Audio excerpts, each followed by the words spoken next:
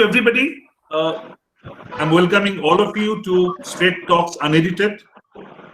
যারা এটা নিয়মিত দেখেন তারা জানেন যে আমরা গত কয়েক সপ্তাহ ধরে The Plurals is an online portal of environment and health. আমরা চেষ্টা করছি এই কোভিড নিয়ে, করোনা নিয়ে মানুষের মনে যে প্রশ্নগুলো আছে, মানুষের মনে যে কনফিউশন গুলো আছে, মানুষের মনে যে জিজ্ঞাসাগুলো আছে, সেগুলো আপনাদের মতো এক্সপার্টদের সামনে রাখার। এবং আজকে আমরা বিভিন্ন দিন বিভিন্ন রকম বিষয় নিয়ে আলোচনা করছি। আমরা ডক্টর কুনাল সরকারকে এর আগেও একবার পেয়েছি, we discuss something else, but যেটা আজকে আমরা মূলত ডিসকাস করার চেষ্টা করবো ইন দ্য সামনের about our or so, treatment অত্যন্ত ভাইটাল। প্রত্যেকটা মানুষ এখন এই নিয়ে কনফিউজড। তারা হয়তো ট্রিটমেন্ট করবেন না, কিন্তু কি হচ্ছে ট্রিটমেন্টটা, বাড়িতে থাকলে কি, হাসপাতালে কি, মানুষের কাছে অনেকটা স্পষ্ট নয়। ট্রিটমেন্ট আমরা আলোচনা করব এবং ট্রিটমেন্টের সঙ্গে আরো আমরা আলোচনা করব যে আলোচনাগুলো ইনফর্মালি আমরা আগে করছিলাম, যে কি করা যায়, how we can get better of. এবং আমার মনে হয় এই আলোচনা করার জন্য আমাদের সঙ্গে আজকে এমন তিনজন এক্সপার্টস রয়েছেন যাদের থেকে ভালো বোধহয় প্যানেল এই মুহূর্তে কলকাতায় পাওয়া খুব কঠিন। ডক্টর সুকুমার মুখার্জি, প্রথিতযশা চিকিৎসক। Doctor Mukherjee, thanks for your time. এবং রাজ্য সরকার যে এক্সপার্ট কমিটি করেছেন, doctor Mukherjee is part of that. Doctor Kunal Sarkar, we all know him as a doctor, as an orator, as a health expert. So thank you Dr. Sarkar for your time. এবং doctor Ajay সরকার, যিনি সামনে থেকে দাঁড়িয়ে সামনে বসে এই Covid এর যে চিকিৎসা তার নেতৃত্ব দিচ্ছেন। ডক্টর সরকার, আমি জানি আপনার টাইম কতটা ক্রিটিক্যাল, তার মধ্যে আপনি আমাদের সময় দিয়েছেন। I am thankful to all of you. এবং not to leave out doctor Dulal Bose, who is behind the whole discussion, but আমি এবং doctor Bose was discussing the components of this discussion. তো thank you doctor Bose for being such a help for this particular programme. যেটা আমি গোড়ায় বললাম, we are going to discuss the treatment part of it. আমি কতগুলো তথ্য আপনাদের সামনে রাখি, ভালো এবং খারাপ। আমরা সবাই দেখতে পাচ্ছি যে কোভিড কেস কিভাবে বেড়ে চলেছে। আমি সারা পৃথিবীর কথা ছেড়ে দিচ্ছি, আমি রাজ্যের কথা এবং দেশের কথা বলছি। এক এক দিনে 50,000-এর ওপর সারা দেশে পেশেন্ট, কোভিড এর নতুন পেশেন্ট পাওয়া যাচ্ছে, মারা যাচ্ছেন। আমাদের রাজ্যেও যেখানে মাসখানেক আগেও দিনে কয়েকজন করে মারা যাচ্ছিলেন, এখন কত দিনের ফিগার প্রায় 53 জন মারা গেছেন। ইতিমধ্যেই আমাদের পশ্চিমবঙ্গে এফেক্টেড হয়েছেন, আমার কাছে লেটেস্ট যা ডেটা রয়েছে, গতকাল অব্দি 75,156 জন, যার মধ্যে মারা গেছেন 1,731 জন। এটা গতকালের ফিগার। এবং গতকালই 53 জনের মারা যাওয়ার খবর আমরা পেয়েছি। আমাদের এই সহনাগরিক 53 জন আমাদের কাছে ছেড়ে চলে গেছেন। এইটা একটা পরিস্থিতি। তার পাশে আর একটা পরিস্থিতি হচ্ছে, আমরা যদি গ্রস ফিগারটা দেখি, আমি দুটো দিনের ফিগার কম্পেয়ার করছি। একটা হচ্ছে about mid July, 16th of July, এবং এই আগস্টের আজকে 4 তারিখ, গতকাল 3 তারিখ অব্দি ফিগার। তাতে দেখতে পাচ্ছি সারা ভারতবর্ষে ফ্যাটালিটি রেট 2.6% থেকে নেমে 2.1% এসছে। পশ্চিমবঙ্গের ক্ষেত্রে ফ্যাটালিটি রেট 2.9% থেকে নেমে 2.2% এসছে। স্ট্যাটিস্টিক্স আমরা সবাই জানি, সেই ক্রিকেটের বিখ্যাত কথা, যে statistics is not the be all and end all. End of the day স্ট্যাটিস্টিক্সটাকে আমাদের গুরুত্ব দিতেই হয়। পাশাপাশি আমরা দেখতে পাচ্ছি যে কি পরিমাণ মানুষ তারা সুস্থ হয়ে ফেরত যাচ্ছেন বাড়িতে। এই যে দুটো কাইন্ড অফ কন্ট্রাডিক্টরি সিচুয়েশন, একদিকে একটা অসম্ভব প্যানিক, তার পাশাপাশি মানুষ বেড পাচ্ছে না, সারা শহরে ঘুরছে, তারা বেডের মধ্যে অ্যাম্বুলেন্সে মারা যাচ্ছে। প্রত্যেক দিন খবরের কাগজে এই খবর আমরা পড়ছি, নিউজ মিডিয়া আমরা খবর করছি। পাশাপাশি এই সিচুয়েশন মার্চ মাসে, আমার খুব specific question, I will start with doctor Sukumar Mukherjee, যে মার্চ মাসের এন্ডে যখন কোভিড নিয়ে আপনাদেরকে প্রথম ভাবনা চিন্তা আপনারা শুরু করেছিলেন, এবং এই আগস্টের গোড়ায় as a physician of such repute, আপনার কি মনে হচ্ছে আপনি বেশি আলো দেখতে পাচ্ছেন? Treatment has become easier? Doctor Mukherjee, doctor Sukumar Mukherjee বলি বাবু, যে আমাদের যখন চিকিৎসার কথা ভাবি, দুটো কথা মনে হবে এই অসুখে, that there is no vaccine and there is no specific targeted treatment. 2 নম্বর জিনিস হচ্ছে, আমরা এই অসুখটা অত্যন্ত নতুন, এরকম আগে কখনো হয়নি। যে জায়গাগুলো এখন সায়েন্স প্রোগ্রেস করছে ঠিকই, কিন্তু আমাদের অনেক কোয়েশ্চেন আনসার রয়ে গেছে। সুতরাং যে চিকিৎসা ব্যবস্থাটা যেটা চলছে সেটা গোড়া থেকে যদি আমরা ভাবি এবং দেখি, অনেকটা experimental, based on personal experience and different data from the different countries of the world. কোনোটাই একটা সঠিক রাস্তা দেখাতে পারেনি যে এই অসুখটা হলে আমার এই অসুখটা ভালোভাবে হবে। কিন্তু একটা ঠিক, আমাদের যে পরিস্থিতি ছিল, এখন পরিস্থিতির চিকিৎসার ধারাটা কিছু কিছু স্ট্রিমলাইন হয়েছে। আমাদের মার্চ মাসের পরিস্থিতি আপনি যদি দেখেন, তখন কেস নাম্বার কম ছিল, তখন বলা হলো কি সব পেশেন্ট হাসপাতালে ভর্তি করে দাও। তখন বলা হলো পেশেন্টকে কিছু চিকিৎসা লাগবে না, প্যারাসিটামল এবং অবজার্ভ করো, অক্সিজেন দাও। কিন্তু তার থেকে আমরা অনেকটা এগিয়ে গেছি। লকডাউনের পরও আজকে রাইজ অফ কেসেস অনেক বেশি হয়েছে। আজকে ৭৫,০০০ ওয়েস্ট বেঙ্গলের কাউন্ট এবং ১৭ লাখ ভারতবর্ষের কাউন্ট। সুতরাং দেখা যাচ্ছে যে ট্রান্সমিশন চেইন আমরা এখন পর্যন্ত ভাঙতে পারি না। হয়তো এটা আরো খারাপ হতো যদি আমরা লকডাউন না করতাম, কিন্তু লকডাউন করেও আমাদের এখনো পর্যন্ত ইনফেক্টিভিটি রেট, আজকে ভারতবর্ষের যা ইনফেক্টিভিটি রেট 11 to 12% এবং পশ্চিমবঙ্গের ইনফেক্টিভিটি রেট 12 to 15% ছিল, এখন 12 to 13%। এটা বাড়ছে কমছে। একটা জিনিস মনে রাখতে হবে, a single day statistics does not carry any sense unless we have got a longitudinal study. সুতরাং আমাদের যে দেখি আজকে 12% কি 13% আনন্দের বিষয় তা নয়, আবার কালকে 15% হতে পারে। মৃত্যুর সংখ্যাটাও যদি দেখেন, আজকে এপ্রিল মে মাসে মৃত্যু সংখ্যা ছিল 5টা 7টা 10টা 25টা 20টা, এখন সেটা 50 ঊর্ধ্ব হয়ে গেছে। সুতরাং এটা আমি মনে করি এই আগস্ট সেপ্টেম্বর মাসে মৃত্যুর সংখ্যা বাড়বে। একটা জিনিস হচ্ছে শেষ মার্চ এপ্রিল মাসে তার থেকে অনেকাংশে বেড়েছে, কিন্তু সাফিসিয়েন্ট নয়, আরো টেস্ট করা দরকার। এখন টেস্টের প্রস্তুতি যেটা এসেছে, একটা মলিকুলার টেস্ট আর একটা র্যাপিড অ্যান্টিজেন টেস্ট, এই দুটো আসাতে আমাদের নাম্বার অফ টেস্ট হয়তো এখন যেটা 22-25 হাজার হচ্ছে, আমার ইচ্ছা আমরা অ্যাচিভ করতে চাই 1 lakh a day. 1 lakh a day আজকে পশ্চিমবঙ্গের সংখ্যা হচ্ছে প্রায় 9.5 কোটি থেকে 10 কোটি। সেখানে 1 লাখ করে ডেলি আমরা করতে পারি টেস্ট নাম্বার করলে, বার্ডেন অফ দ্য কেসটা হতে পারবে। একটা প্রিন্সিপাল হচ্ছে আর্লি ডিটেকশন যদি হয় তাতে আমার সুবিধা আছে।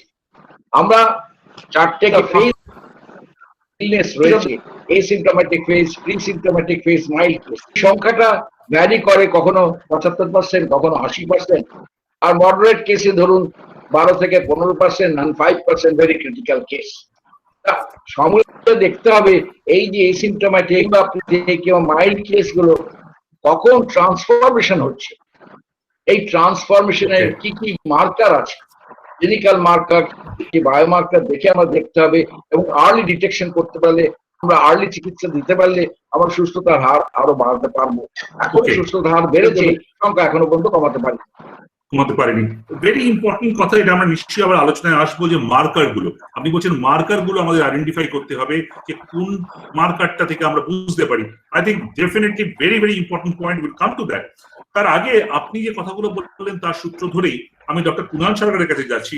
ডক্টর সরকার, আমরা again going by the statistics, এছাড়া আমাদের হাতে কোনো উপায় নেই।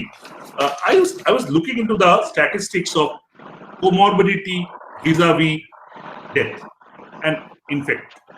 তাতে দেখা যাচ্ছে, এগেন আমি কম্পেয়ার করছি জুলাই মিডল সঙ্গে আগস্টের গোড়া বা এন্ড জুলাই, তাতে দেখতে পাচ্ছি কোমরবিডিটির পার্সেন্টেজ ওই সময় দেখাচ্ছিল অ্যারাউন্ড 81-82%।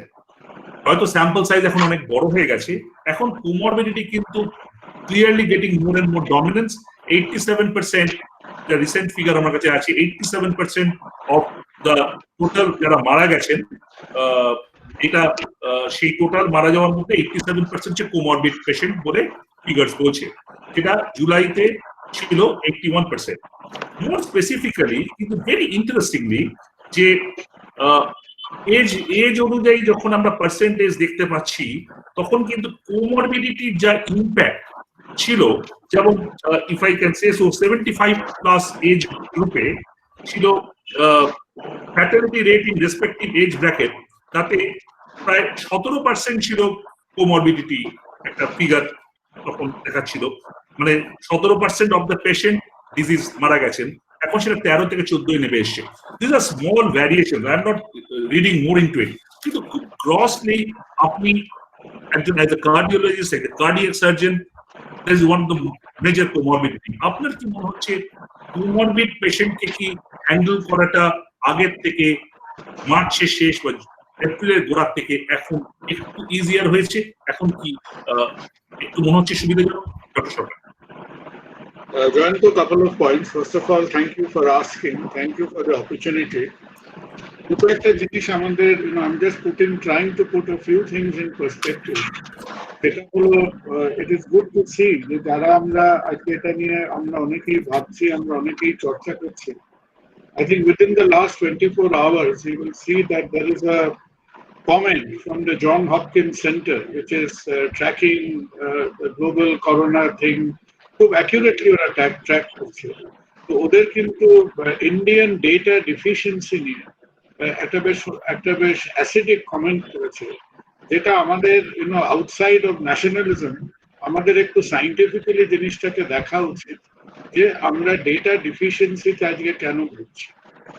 এই যে 4 months into the we are battle hardy for about 4 months, নানান রকম ফিগার বলছি, তুমি যে এতটা perhaps the most important figure which determines the infectivity of a pandemic, যেটাকে R index বা R not index বলে, ইন্ডিয়াতে সেটা ক্যালকুলেট করা প্রায় অসম্ভব। The reason it is impossible is there is no granular data about infectivity period, inclusion period, and all these things anywhere in the scientific public domain. I think there is a fair amount of physicians, academia, people in this audience. So আমাদের একটু ভাবতে হবে যে আমরা যে granularity নিয়ে আমরা political analysis করি, আজকে কিন্তু সেই গ্র্যানুলারিটি নিয়ে মেডিকেল অ্যানালিসিস করার সময় এসেছে। You have raised an important question. I think later on, আমার থেকে Professor Mukherjee, Ojoy, they are far more capable because I am an over-educated plumber. আমি এটা পাইপের সঙ্গে পাইপ জোড়া দিয়ে খাই আর কি। So they are medically far more enlightened about comorbidity. এখন কথা হলো যে দুটো যদি পাশাপাশি চেয়ার থাকে, একটা চেয়ারের 4টে পায়া শক্ত আছে, সেই চেয়ারটাতে একটা 80 কেজি লোক বসলে সে ভারটা নিয়ে নেবে। আর যে চেয়ারের 1.5-1.5 পায়া লড়বড় করছে, সেই চেয়ারের যদি 80 কেজি ওজনটা আপনি দিয়েছে, একটা পেয়ার ভেঙে পড়বে। So it goes about the robustness of health and how these specific comorbidities are playing out. Cheta, I think we will wait for our physician panelists to say. Very important data যেটা ইন্ডিয়াতে তুমি বলেছো, আমি সেটাকে একটু ডেটাটাকে flip করছি, which is 60% of Indian mortality is coming from people under 60 years of age, right? এখন আমাদের দেশের যে পপুলেশন, একটা দেশের স্বাস্থ্য ব্যবস্থা যত খারাপ হয়, সে দেশের ডেমোগ্রাফি তত ইয়াং হয়, simply because you have not learned the art and science of keeping the elderly alive. এই যে তুমি 75 এর উপর একটা ডেটা দিলে না, the percentage of people in India above 60 years of age is about 7.2%. Above 75 years of age তুমি খুঁজে পাবে না। There is only one place in India which has a double digit in demography of people above 60, and that place once again happens to be Kerala. Kerala যখন 60 বছরের লোকেদের বাড়ির থেকে বেরোনো বন্ধ করে দিয়েছিল, তখন many of their establishments and offices start collapsing. কারণ ওখানে seriously people 60 plus they go out and work. আমাদের এখানে 60 plus হলে মোটামুটি ওই ফুরিয়ে যাওয়া এভারেডি ব্যাটারির মতো আমরা ট্রিট করি আর কি, যে কবে লিক করলে বালতিতে ফেলে দেবো সেরকম একটা ভাব আমাদের মধ্যে এসে যায়। আর আমাদের বারবার again to an educated audience, এই যে বারবার আমরা একটা আস্ফালন করি না, I see it in a lot of media also, যে India is a young demography, এই কথাটা চিচিয়ে বলা উচিত না, ফিস করে বলা উচিত। Because what's your health care system after 73 years of freedom, the younger will be your demography. Second প্রশ্নটা হচ্ছে with mortality. Now John Hopkins যে কমেন্টটা করেছে about Indian data, please read it up if you, it is basically dwelling on the domain of mortality, সেটাতে আমি এখন যাচ্ছি। আমরা ধরো প্রথমে উইথ বেঙ্গলের মোর্টালিটিটা, ইন্ডিয়ার মোর্টালিটিটা ওয়ার্ল্ডের তুলনায় ডিসপ্রপোর্শনেটলি কম দেখায়। বেঙ্গলের মোর্টালিটিটা মাঝে মধ্যে বেশি দেখাচ্ছিল। এখন যেটা স্যার বললেন যে because look, case fatality is the denominator is detection is equal to testing. যারা যত বেশি টেস্টিং করছে তারা তত বেশি তার ডিনোমিনেটর হবে, যত বেশি ডিনোমিনেটর হবে কেস ফেটালিটি রেট তত কম হবে। Probably a fairer index is what you call mortality per million population. Population parity te jodi mortality দেখো, Indian mortality আজকে stands around 28 to 30 per million. 28 to 30 per million. আমাদের দেশে কত corona case আছে by proportion of population is about 1000 per million. তার মানে 1 লক্ষ লোকের মধ্যে 100টা, right? So this is to get a mental picture of what is happening around us. The drama which is playing around us is of that magnitude at this place of time. এবার আমরা যদি Delhi সেরো সার্ভেটা believe করি, সেরো survey যেটা ICMR করছেন, ভালো করছেন, সেরো survey tells us যে একজন খুব বিচক্ষণ এপিডেমিওলজিস্ট আছে, তার দুর্ভাগ্য হলো যে তিনি বাঙালি, ওই জন্য উনি কোনো কমিটিতে এখনো স্থান পাননি আর কি। তার সঙ্গে পারলে একবার কথা বলবে, তার নাম হচ্ছে ভ্রমর মুখার্জি ফ্রম ইউনিয়ন। বিকজ আমরা যে এত মডেল দেখেছি না, আমি তোমাকে পরে একটা করো, আমি তোমাকে 12টা মডেল অ্যানালাইজ করে বলবো, only one model came nearest to the Indian prediction, that is Bhomor Mukherjee's model from Detroit, Michigan, right? Bhomor Mukherjee বলে তার ক্যালকুলেশন অনুযায়ী we are detecting, এই যে আজকে 16 lakh something কেস হচ্ছে, that is capturing about 5%, মানে 1/20th of India's infected mass. Actual figure is 20 times higher. Actual figure is 20 times higher. আমার যদি পপুলেশনে 100টা ইনফেক্টেড কেস থাকে, কি করে এখন জানছো? এখন আমি জানতে পারছি because the sero surveys are going. হ্যাঁ, আমরা একটা এলাকায় গিয়ে আমরা IgG অ্যান্টিবডিজ ডিটেক্ট করছি, এইসব, রাইট? তো আমরা যদি সেরো সার্ভেস গুলো দেখি আর তোমার RT-PCR টেস্ট গুলো দেখি, তাহলে আমরা ধরে নাও, if you are a nationalist you will say 10%, if you are a critic you will say 5%. তার মানে in the population there is another reposite inventory of cases are higher. It happens anywhere in the world. এই যে আমরা ভারতবাসী করছি বলে আমরা copy চাপড়াতে বসবো, that is not the case. It happens anywhere in the world. সুতরাং to put mortality in perspective, যে এই যে কেস ফেটালিটি রেট, কালকে ইন্ডিয়াতে টেস্ট হয়েছে কত? 6,61,000 and some number. আর কালকে because of 6 lakh plus tests and because luckily yesterday sir যেটা বললেন যে ডেইলি ডেটা নিয়ে এক্ষুনি লাফালাফি করা উচিত না, বিকজ yesterday's cases ইন্ডিয়াতে was 52,000, সে কারণে কালকে আমাদের test positivity has exceptionally low, 7%, 7.7%, because of the sample size. হ্যাঁ, যেটা একদিন আগে ছিল 13%. So let us see. It may be a silver lining. কিন্তু এই যে স্যার যেটাকে লঞ্জিটিউডনাল জিনিসটা বললেন, সো কারেক্ট। আমরা যদি 3 to 4 weeks আগে বেঙ্গলের ট্রেন্ডটা স্টাডি করি, over a period of a month our infectivity has slowly crept up from 6 to 7% to about, today it is around 12%, 11%, at the highest 13-14% এ গেছে। এই যে কালকে সারা ভারতবর্ষ অযোধ্যায় গিয়ে হামলা করবে, এই যে অযোধ্যার উপর যে হামলাটা হবে, it will be a very interesting হামলা। কেন ইন্টারেস্টিং হামলা? কারণ সারা ভারতবর্ষের মিডিয়ান ইনফেক্টিভিটি রেট ইজ 12%, ইউপির infectivity rate is 6%. UP does 1 lakh tests a day. হ্যাঁ, যদি না ডাহা মিথ্যা কথা বলে। তো তুমি যদি আউট অফ মাইথোলজি, যদি এপিডেমিওলজি বিহাইন্ড মাইথোলজি বুঝতে চাও, কালকে যে ভারতবর্ষ গিয়ে অযোধ্যায় হামলা করবে, অযোধ্যার ইনফেক্টিভিটি ইজ 5 to 6%, ভারতবর্ষের ইনফেক্টিভিটি ইজ অ্যাবাউট 12%. তার মানে তুমি অযোধ্যার উপরে একটা 77% ইনক্রিমেন্টাল ইনফেক্টিভিটি তুমি I think that is a fascinating point. Dr. Sarkar, thank you. আজকে সকালে আমি টুইট করেছি, দেখে নিও। For I saw that tweet. I saw that tweet. 1,000 people, you will have 50 more deaths, 250 more infection, Exactly. 100 hospital beds, and 5 deaths. I saw that tweet. I mean, Ashmo. My submission at the end of this is that first of all, আমাদের বুঝতে হবে, in the middle of a established community transmission in all hotspots. আজকে হয়তো একটা প্রান্তরে কোনো বীরভূমে community transmission হয়তো হচ্ছে না, আমাদের সারা পৃথিবীতে হয়েছে, বার্গামোতে হয়েছে, মিলানে হয়েছে, লন্ডনে হয়েছে, নিউ ইয়র্কে হয়েছে, এখন ক্যালিফোর্নিয়ায় হচ্ছে। এটা কোনো মানে খনার বচনের মতো না।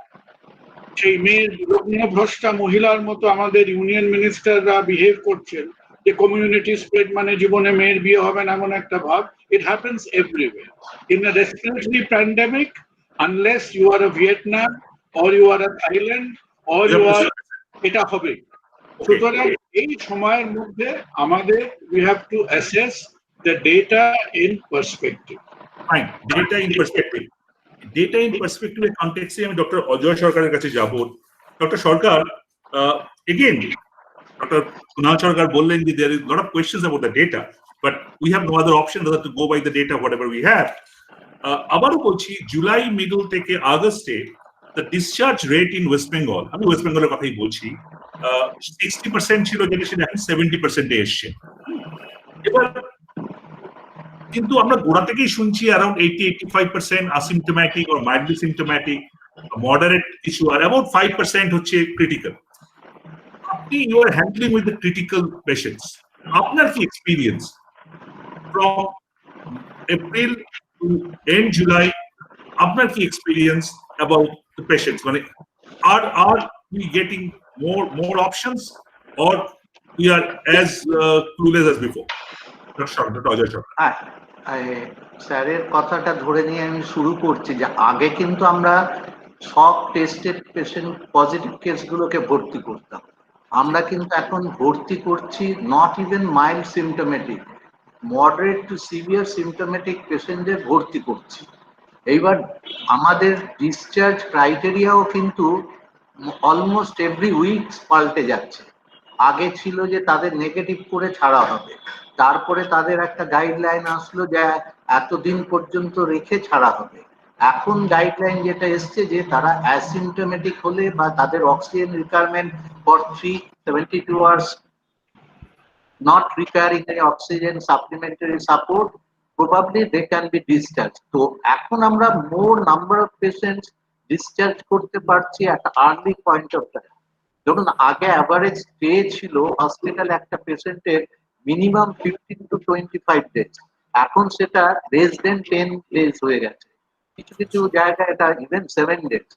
এটা একটা কারণ, তার জন্য মোর নাম্বার অফ পেশেন্ট আমরা ডিসচার্জ করতে পারছি, কাউন্টার পেয়েছে। আমি একটু ওই মর্টালিটিতে যেতে চাই, কারণ ওটা আমার অনেক দিনের একটা মানে চিন্তা ভাবনা আছে। আমরা দেখুন ভীষণ মারামারি করছি কোমরবিডিটি নিয়ে, হ্যাঁ, যে প্রত্যেকটা রোগী তার যারা ভর্তি হচ্ছে সিমটোমেটিক তাদের বেশিরভাগই কোমরবিডিটি আছে, like renal failure, heart failure, COPD, anything. এইবার আমরা কেউ কিন্তু এই ডেটাটা এক্সপ্লোর করছি না যে আজ থেকে 3 বছর আগে সে এপ্রিল টু জুলাই এই ডিজিজে কতজন মারা গেছে। প্রত্যেকটা ডিজিজের একটা ন্যাচারাল হিস্ট্রি আছে। আপনি দেখুন কলকাতা শহরে 3 মাসে হার্ট ফেলিওরে কতজন মারা গিয়েছে, এই বছরে সেটা কত নাম্বার অফ বেশি মারা গেছে। তাহলে আমরা একটা আইডিয়া পেতে পারবো যে কোমরবিডিটি যে বলছি কোভিড কতটা রেসপন্সিবল এই ডিজিজ গুলোকে আর্লি ডেথ করার জন্য। এইটা কিন্তু এই ডেটাটা আমরা কখনো পাচ্ছি না, এটা কিন্তু আমাদের কাছে আছে, একটু এক্সপ্লোর করলেই হয়। হ্যাঁ, তাহলে এই যে মারামারি হচ্ছে, যে কোমরবিডিটি লুকানো হচ্ছে, বলছে না, বা ওটা বলছে এক্সাক্ট ডেটটা, এটা কিন্তু নয়। এই ডিজিজটা একটা কন্ট্রিবিউট করে, কিন্তু কতটা করে এটাও আমাদের কাছে কিন্তু অজানা আছে, কিন্তু আমরা এটা এক্সপ্লোর করলে। এবার ডিসচার্জে আমি বলে দিলাম যে আমাদের ডিসচার্জটা এখন বেশি হচ্ছে, কারণ আমরা আর্লি ডিসচার্জ করছি। আর আমাদের ট্রিটমেন্ট লাইনটা স্যার অলরেডি বলেছেন এখন খুব স্ট্রিম লাইন হয়ে গেছে।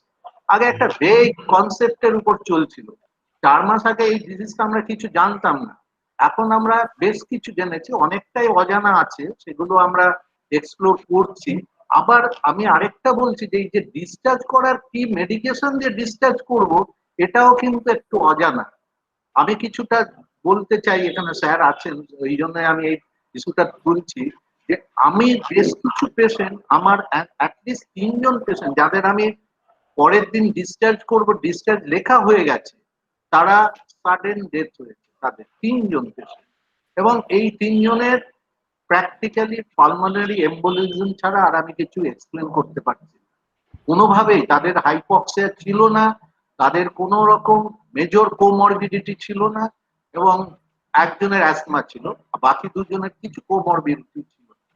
এবং আমি তখন একটা ইউনিভার্সিটিতে, মানে নেদারল্যান্ডের 3টে ইউনিভার্সিটিতে স্টাডি দেখলাম, ওরা করে দেখিয়েছে যে অল অফ দেম, ওই 147 জনের were on prophylactic thrombolytic therapy পাচ্ছিল, তারপরেও তাদের ভিটি ইনসিডেন্স নিয়ারলি 45 to 46%, আর 87% ওর মধ্যে পি। সেই জন্য একটা কোয়েশ্চেন রেজ করেছে আইএসটিএইচ, মানে international society of thrombosis and haemostasis, যে আমরা এই সিভিয়ার গ্রুপ অফ পেশেন্ট, যারা সিভিয়ার অ্যান্ড ক্রিটিক্যাল, তাদেরকে আমরা এমনি ছেড়ে দেবো, না একটা থ্রম্বো প্রোফাইল্যাকটিক ট্রিটমেন্ট দিয়ে ছাড়বো। এবং আমার নিজের মনে হয় এটা কিন্তু ভাবার সময় এসছে যে এদেরকে এমনি ছেড়ে দিলে হবে না, এরা বাড়ি গেলেও যে কোনো সময় একটা সাডেন ডেথ হতে পারে বা অন্য কিছু হতে পারে, কেননা এদের এই ভাইরাসটা দুটো সিস্টেমকে সিভিয়ারলি এফেক্ট করে, একটা রেসপিরেটরি আর একটা আমাদের কোয়াগুলেশন সিস্টেম অ্যান্ড ভেসেলস, এই দুটোকে। সেই জন্য আমি, মানে যারা গাইডলাইন করছেন এবং আছেন, আমি একটু এই আমার ভিউজটা দিতে চাইছি এই ফোরাম থেকে, যে এটা কিন্তু আমাদের ভাবতে হবে। এখনো কোথাও বলেনি কতদিন দিতে হবে, কিন্তু দিয়ে ছাড়তে হবে, এটা আমি শিওর। এবং আমি আই স্টার্টেড প্র্যাকটিসিং দ্যাট। আমার প্রত্যেকটা সিরিয়াস পেশেন্ট যারা আইকিউতে ছিল, এবং অনেক তাদের আমি থেরাপিউটিক ডোজেও দিয়েছি thrombolysis, not preventive dose. Therapeutic মানে আমি একদম ফ্লেক্সন 60 মিলিগ্রাম টুয়াইস ডেইলি করে তাদেরকে আমি ছাড়ছি একটা প্রোফাইল্যাকটিক ডোজ দিয়ে। এটা একটা ওকে, ডক্টর সরকার, আমি একটা প্রশ্নে পরে আসবো আপনার কাছে। সেটা হচ্ছে যে সাধারণ মানুষের ধারণা হচ্ছে এখন, যেটা মিস ইনফরমেশন বলি যাই বলি, যে ভেন্টিলেটরে ঢুকলে আর পেশেন্ট বেরোচ্ছে না, কিন্তু আপনি you are handling the ventilator cases. তো অ্যাকচুয়াল সিনারিওটা কি? মানে ধরুন আমি যদি, মানে রাফলি ব্রডলি বলছি, ধরুন যদি 100টা পেশেন্ট ভেন্টিলেটরে যায় এখন অব্দি কোভিডে, এখন জুলাই এন্ডে যেখানে পৌঁছেছেন, আমি জাস্ট ফিগারটা, ব্রড ফিগার চাইছি, যে কত percent turning back from ventilator, just a figure or any indication on that. দেখুন, আমার এক্সপিরিয়েন্স থেকে আমি বলছি, এখনো পর্যন্ত আমি 3জনকে বের করতে পেরেছি। আমরা যতজনকে ভেন্টিলেট করেছি 3জনকে বের করতে পেরেছি ভেন্টিলেটর থেকে, আরো হয়তো 1-2জনকে পারছি না কেন, এটা নিয়ে অনেক চর্চা হয়েছে। এবং সারা ওয়ার্ল্ডে ভেন্টিলেটরে চলে গেলে ইনটিউবেশন এবং ভেন্টিলেশন, আমি এনআইভি ভেন্টিলেশনের দুটো পার্ট আছে, non invasive ventilation, intubation ventilation. আমরা ভেন্টিলেটর পরে আসছি, আমরা আসবো ভেন্টিলেটরটা, কারণ I think this are the related question to that. তার আগে আমি ডক্টর মুখার্জি কাছে যাওয়ার, ডক্টর সরকার আপনি বলছিলেন, doctor Kunal Sarkar. In just একটা অজয় একটা ভীষণ ইম্পর্টেন্ট এবং ইন্টারেস্টিং পয়েন্ট তুলেছে about incremental mortality in corona, হ্যাঁ, যে কত বেশি লোক মারা যাচ্ছে। আমরা যখন ইন রেট্রোস্পেক্ট, হয়তো ধরা যাক অমুক দিন করোনা বিদায় নিল,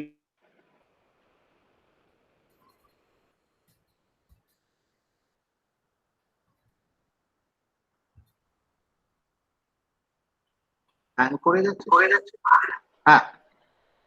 ডক্টর সরকার, আপনি কুণাল সরকার শুনতে পাচ্ছেন? আপনার ভয়েস আমরা শুনতে পাচ্ছি না। কুণাল, তোমার ভয়েসটা শোনা Hello? যাচ্ছে না। ডক্টর কুণাল সরকার, হ্যালো, কুণাল সরকার, কথা শোনা যাচ্ছে না। আচ্ছা, ডক্টর মুখার্জি আপনি বলুন, then will come back to doctor Kunal Sarkar once is. হ্যাঁ, আপনি শুনলেন ডক্টর সরকার কি কথাগুলো বলে, definitely will respond to that.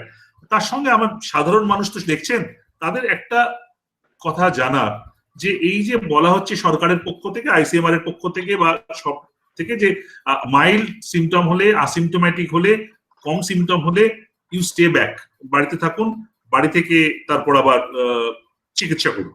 কিন্তু বাড়িতে কতক্ষণ থাকবো, কি বেসিক ট্রিটমেন্ট করব, এবং কখন আমি বুঝবো যে না এই পেশেন্টকে আর বাড়ি রাখা যায় না, আমাকে তাকে এতে নিয়ে যেতে হবে, আমাকে তাকে হাসপাতালে নিয়ে যেতে হবে।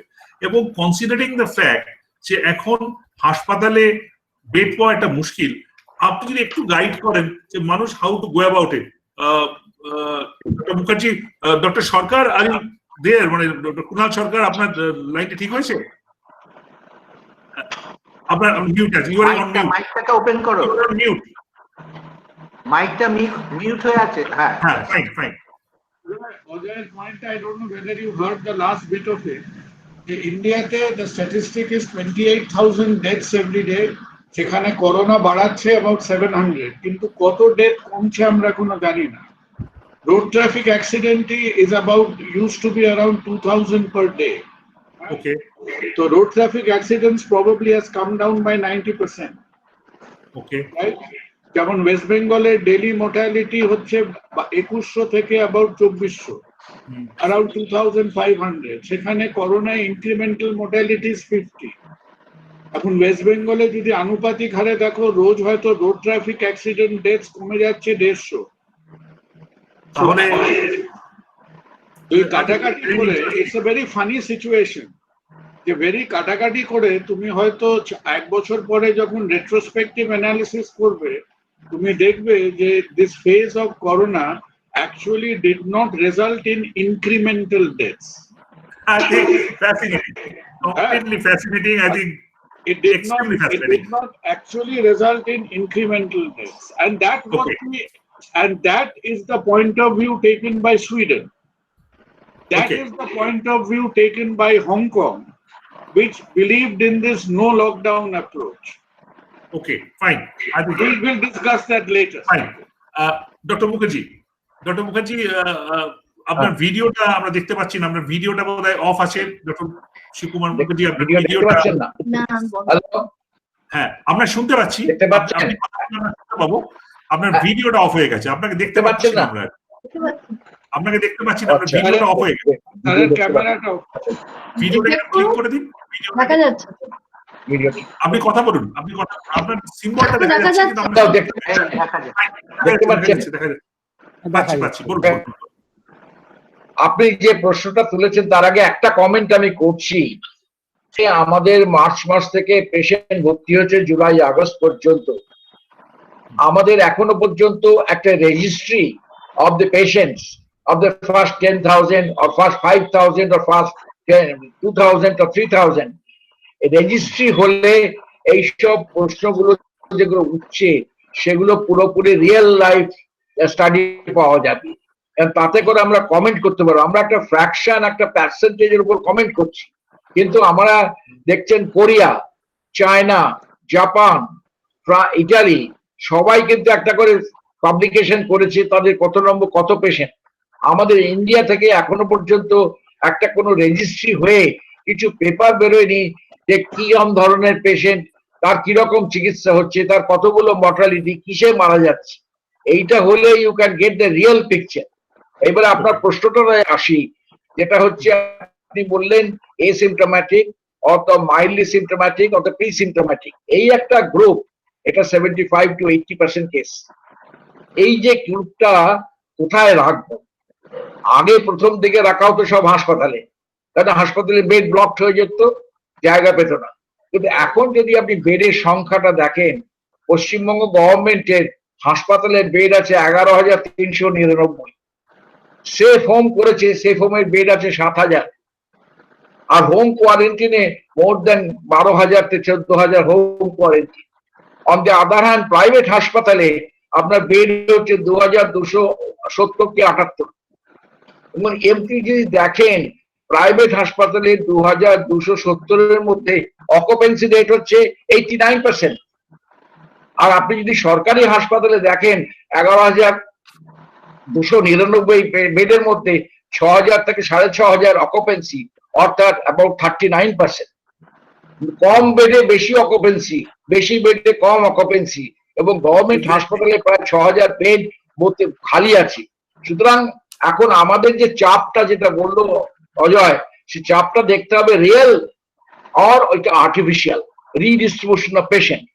আমাদের সেকেন্ড পয়েন্ট যেটা আমি বলতে চাইছি যে আগে সব মাইল্ড কেসগুলোকে হাসপাতালে ভর্তি করে রাখতো, মানুষ প্যানিকে আউট অফ প্যানিক বাড়ি থেকে যেত না, বাড়ি ফিরে যেত না। আর একটা কারণ আছে যে একটা কোভিড হলে পাড়ায় গেলে পাড়ায় লোকে রিসিভ করবে না, এটা একটা লোকাল আমাদের সোশ্যাল ফ্যাব্রিকে গোলমাল আছে। সুতরাং মানুষ ভয় পেয়ে গেছে, এই প্যানিক ফ্যাক্টরটা সবসময় মানুষের মধ্যে কাজ করছে, এবং এর জন্য হাসপাতালের অকুপেন্সিটা দেখবেন মাইল্ড টু মডারেট কেসে বেশি, এবং যে যে ছাড়া পাচ্ছে সেটা বেশিরভাগ যদি আমি স্ট্যাটিস্টিক্স দেখি মাইল্ড টু মডারেট কেসগুলো ছাড়া পাচ্ছে। তা সত্ত্বেও তারা পাড়ায় গেলে ডাক্তার পেশেন্ট যদি পাড়ায় যায় তাকে এক ঘরে করে রেখে দিয়েছে। সুতরাং একটা panic factor, social stigma, social inhibition একটা important factor in our consideration. এখন করলো কি, West Bengal government safe home তৈরি করেছে, 106টা সেফ হোম। 106টা সেফ হোমে 6,932টা বেড ছিল, সেটা বাড়িয়ে 7,000 করা হয়েছে। কিন্তু আপনি অকুপেন্সি রেট দেখবেন 1500 কি 1600। এখন মানুষ ভাবলো যে সেফ হোমে গেলে বাঁচবো না মরবো, কিন্তু সেফ হোম এখন কিছু কিছু সেফ হোম অনেক বেশি মডার্নাইজ করা হয়েছে, এবং West Bengal government safe home গুলোর যে ইনফ্রাস্ট্রাকচার বিল্ড আপ করেছে, এখানে ভেন্টিলেটর নেই। ভেন্টিলেটর হলে আমাকে যেতে হবে মেডিকেল কলেজ কিংবা এনআরএস যেখানে আছে, কিংবা প্রাইভেট হাসপাতালে পিয়ারলেস কিংবা মেডিকা।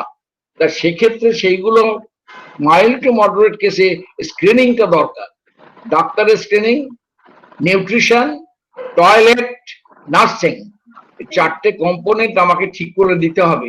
মানুষের যখন 1500 থেকে 1600 পেশেন্ট ভর্তি হয়ে আছে, তাদের তো কিছুটা কনফিডেন্স এসছে, and they will show the way।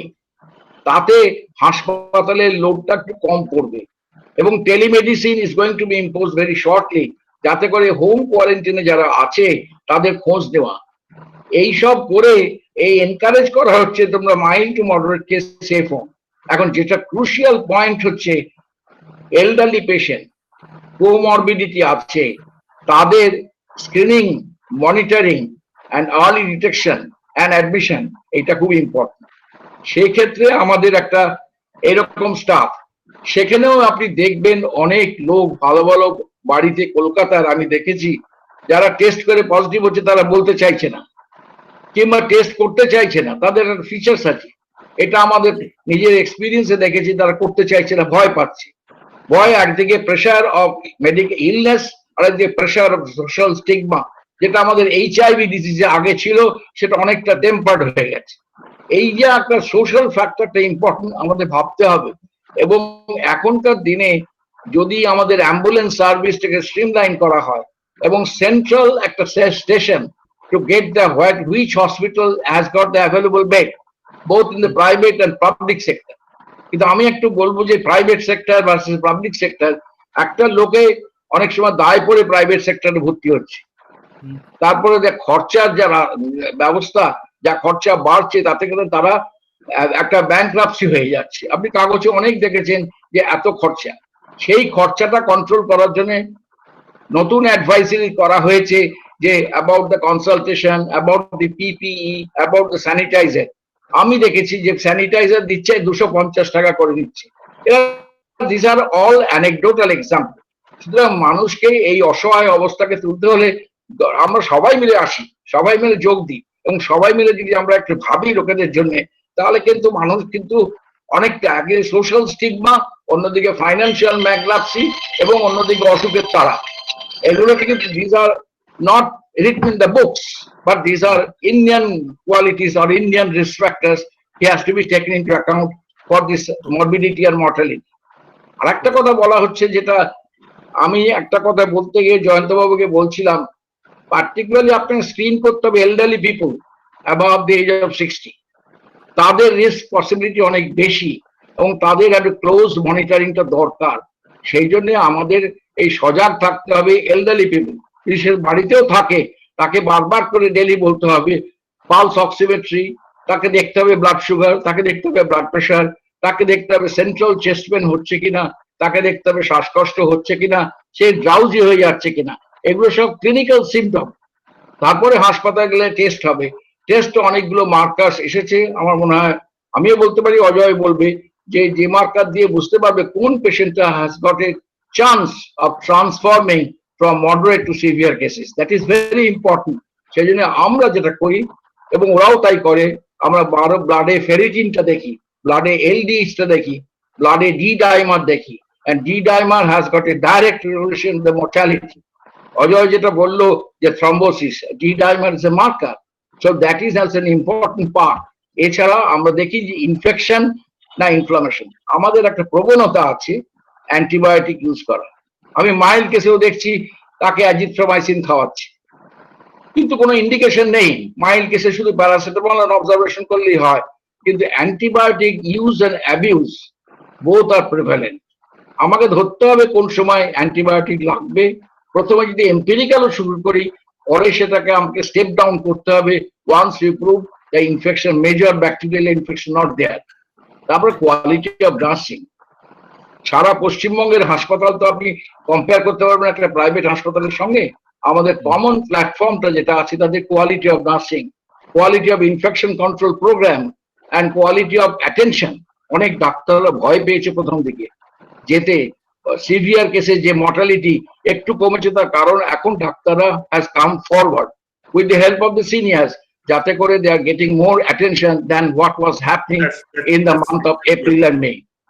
Okay, doctor Sarkar, doctor Kunal Sarkar, যে কথাটা ডক্টর মুখার্জি ফ্ল্যাগ অফ করলেন, যে গভর্নমেন্ট হসপিটালে 39% অকুপেন্সি, যেখানে প্রাইভেট হসপিটালে অকুপেন্সি রেট অনেক হাই। মানুষ at the same time private হসপিটালে টাকা খরচা বেশি হয়, মানুষের সমস্যা বেশি। টেকিং এভরিথিং ইনটু কনসিডারেশন, তাহলে কি আমাদের কোনো একটা জায়গায় কনসিস্টেন্সি অফ প্রোটোকল, মানে ট্রিটমেন্ট প্রোটোকল সব জায়গায় সমান নয়? কারণ এখানে আর একটা প্রশ্ন করবো, যে প্রশ্ন আমি তিনজনের কাছেই যাব।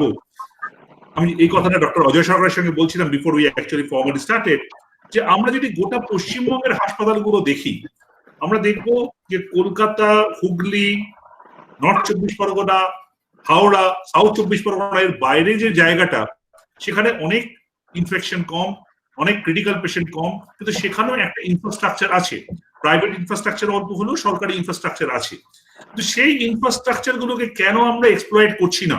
একটা পেশেন্টকে কলকাতায় অ্যাম্বুলেন্সে করে 20 ঘন্টা ঘুরিয়ে রাখা বদলে আমি যদি তাকে 3 ঘন্টা অ্যাম্বুলেন্সে করে পূর্ব বর্ধমানে নিয়ে যেতে পারি and get him or her treated, তাহলে তো মানুষটা বেঁচে যায়।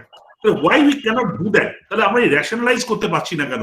এই অ্যাম্বিগুইটিটা কিভাবে দেখবেন ডক্টর কুণাল সরকার?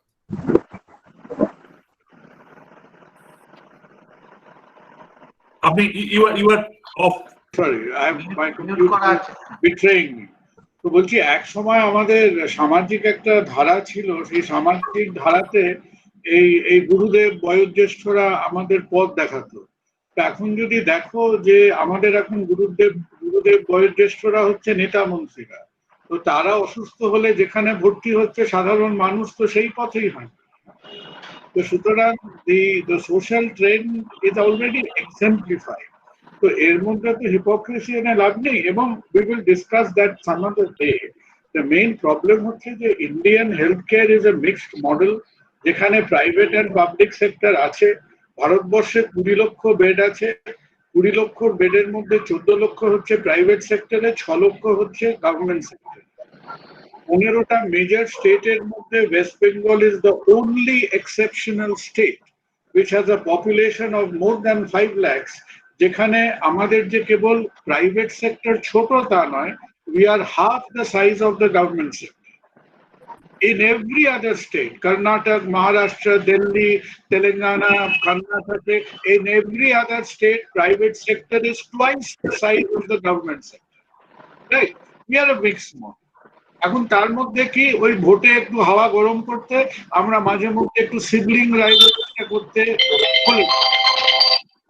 প্রাইভেট হসপিটাল চার্জ করে,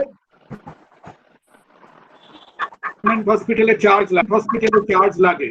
চার্জটা কোথেকে আসে? ওই যে 80 টাকার পেট্রোলে যে 34 টাকা এক্সাইজ দেন, ওইটা হচ্ছে গভর্নমেন্ট হসপিটালের বিল। প্রাইভেট হসপিটালের বিল একটা ফ্যামিলি দেয়, গভর্নমেন্ট হসপিটালের বিল জনমানুষ জনসংখ্যা দেয়। So there is no free lunch in this world. আমরা একে অপরের প্রতি every health care is costed. আমরা ওই আলোচনার পরে আসবো। এইবার একটা কথা বলি, তুমি যে কথাটা বলেছো যে health care capacity being stressed, health care capacity being overwhelmed. পশ্চিমবঙ্গের টোটাল হেলথ কেয়ার ক্যাপাসিটিতে কত বেড আছে? 1,20,000 মতো। কলকাতাতে আমি যদি 50% ক্যাপাসিটি প্রিজিউম করি এবং 60,000 মতো, রাইট? সুতরাং কলকাতাতে এবং রেস্ট অফ ইন্ডিয়াতে এখনো একটা রাজ্য নেই, মহারাষ্ট্র, দিল্লি, গুজরাট, যেখানে হাইট অফ প্যান্ডেমিক ছড়িয়ে গেছিল, সেখানে there is not a single state যে তার 30% ম্যাক্সিমাম মহারাষ্ট্র ইউজ করেছে 50% ক্যাপাসিটি। তার মানে 50% বেডস ওয়ার ভ্যাকেন্ট। প্রবলেম কোথায় ছিল? প্রবলেম ছিল যে in 60 days of lockdown, যেখানে with due respect to all seniors, যেখানে we were supposed to calibrate যে এই লেভেলে কেস হলে এই বেড আমি মোবিলাইজ করব, এই লেভেলে কেস হলে এই বেড আমি মোবিলাইজ করব। যেরকম মানুষকে রাস্তায় ছেড়ে দিয়ে আমি বাস খুঁজতে বেরোলাম, সেরকম এখন অ্যাম্বুলেন্স রাস্তায় ছেড়ে দিয়ে আমি বেড জোগাড় করতে বেরিয়েছি। This capacity calibration and planning should have been done in the 69 days of lockdown, not today. And I am very disappointed with the attitudinal deficit, the philosophy deficit of private healthcare all India wide, especially with the all India healthcare groups, যারা সারা ভারতবর্ষে ছিপ ধরে জাল ফেলে পেশেন্টের আমদানি রপ্তানি ব্যবসা করে। তারপরে যার 600টা বেড আছে, সে প্যান্ডেমিক সিচুয়েশনে নাক সিটকে 50টা বেড করে। আমরা কি এখানে কুষ্ঠরোগী ভর্তি করছি? We are admitting people in respiratory illness. ডাক্তার কোভিড চিকিৎসা করে না, ডাক্তার হাইপক্সিয়া চিকিৎসা করে। Covid is a reason of respiratory illness. হ্যাঁ, সুতরাং এই যে আমরা স্টিগমাটাইজেশন আলোচনা করছি না, stigmatization has started with health care. এক একটা বড় বড় হসপিটাল প্রথম থেকে গা বাঁচিয়ে চলছে যে আমি ভর্তি করব না, 60টা আমি লাইসেন্সিয়ার, এখন লাইসেন্স বেড ক্যাপাসিটি দেখাচ্ছি, আমার 600টা বেড আছে, অন্য কোনো কাজকর্ম নেই। You take it from me, non covid work is down to 25%। লোকে বড় বড় ওয়ার্ডে ডাক্তার স্টাফ নিয়ে কেউ ক্যারাম খেলছে, কেউ টেবিল টেনিস খেলছে, লুডো খেললেও খেলতে পারে। আমরা ম্যান পাওয়ার বসিয়ে রেখেছি, আমরা ক্যাপাসিটি বসিয়ে রেখেছি, কিন্তু আমরা প্যান্ডেমিক সিচুয়েশনকে ক্যাম্পেইন করতে, সেখানে নামতে, এই যে আমাদের মধ্যে যে একটা কুণ্ঠাবোধ, and it started with the all India groups. It happened in Mumbai. Mumbai, at this point, there are 12 major court cases going between private hospital and the government sector. Kintu this is regrettable. যে যেমনি প্যান্ডেমিকটা চলে যাবে, আমরা আবার অমুক তমুক third party middle man নিয়ে কিন্তু পেশেন্টের ব্যবসা করতে শুরু করে দেব। কিন্তু এই সময় আমরা মাঠে নামছি না। So let me make it very clear, no Indian state so far has ever utilized 50% of its capacity. New York got overwhelmed যখন New York's number of cases approached 80% of capacity. Guargamo got overwhelmed যখন number of cases, the total bed capacity যখন 75-80% reach করে, that is the World Health Organization definition of overwhelming of capacity. আমি যখন একটা ছোট বেডের হাসপাতালে 75টা বেড দিয়ে আমি প্রিটেন্ড করি আমার বেড নেই, that is not the definition of overwhelming of capacity. Absolutely. Right? So let us be clear. যদি আমরা সেই সিচুয়েশনে কোনোদিন যাই, তাহলে তুমি যেটা বলেছো কলকাতার থেকে, আরে ভাই আমার এখন হাতে অ্যাক্টিভ কেস আছে 22,000, 22,000-এর মধ্যে আমার হসপিটালে ভর্তি আছে 5,000, 17,000 লোক তো বাড়িতে আছে। 17,000, যে রাজ্যে 1 লক্ষ বেড ক্যাপাসিটি আছে সেখানে 5,000 ইনপেশেন্ট নিয়ে আমি কি হাঁকমাকানিটা দেখাচ্ছি at this point of time? Can we panic buttons? Well, it calls for more detailed planning and more sterner imposition of capacity utilization. Absolutely. Right? And the last point I want to make is 2 things. I was so to see the Ajoy একটা important point বললো যে ventilated patients বেরোচ্ছে না, অনেক ডাক্তারি কারণ আছে।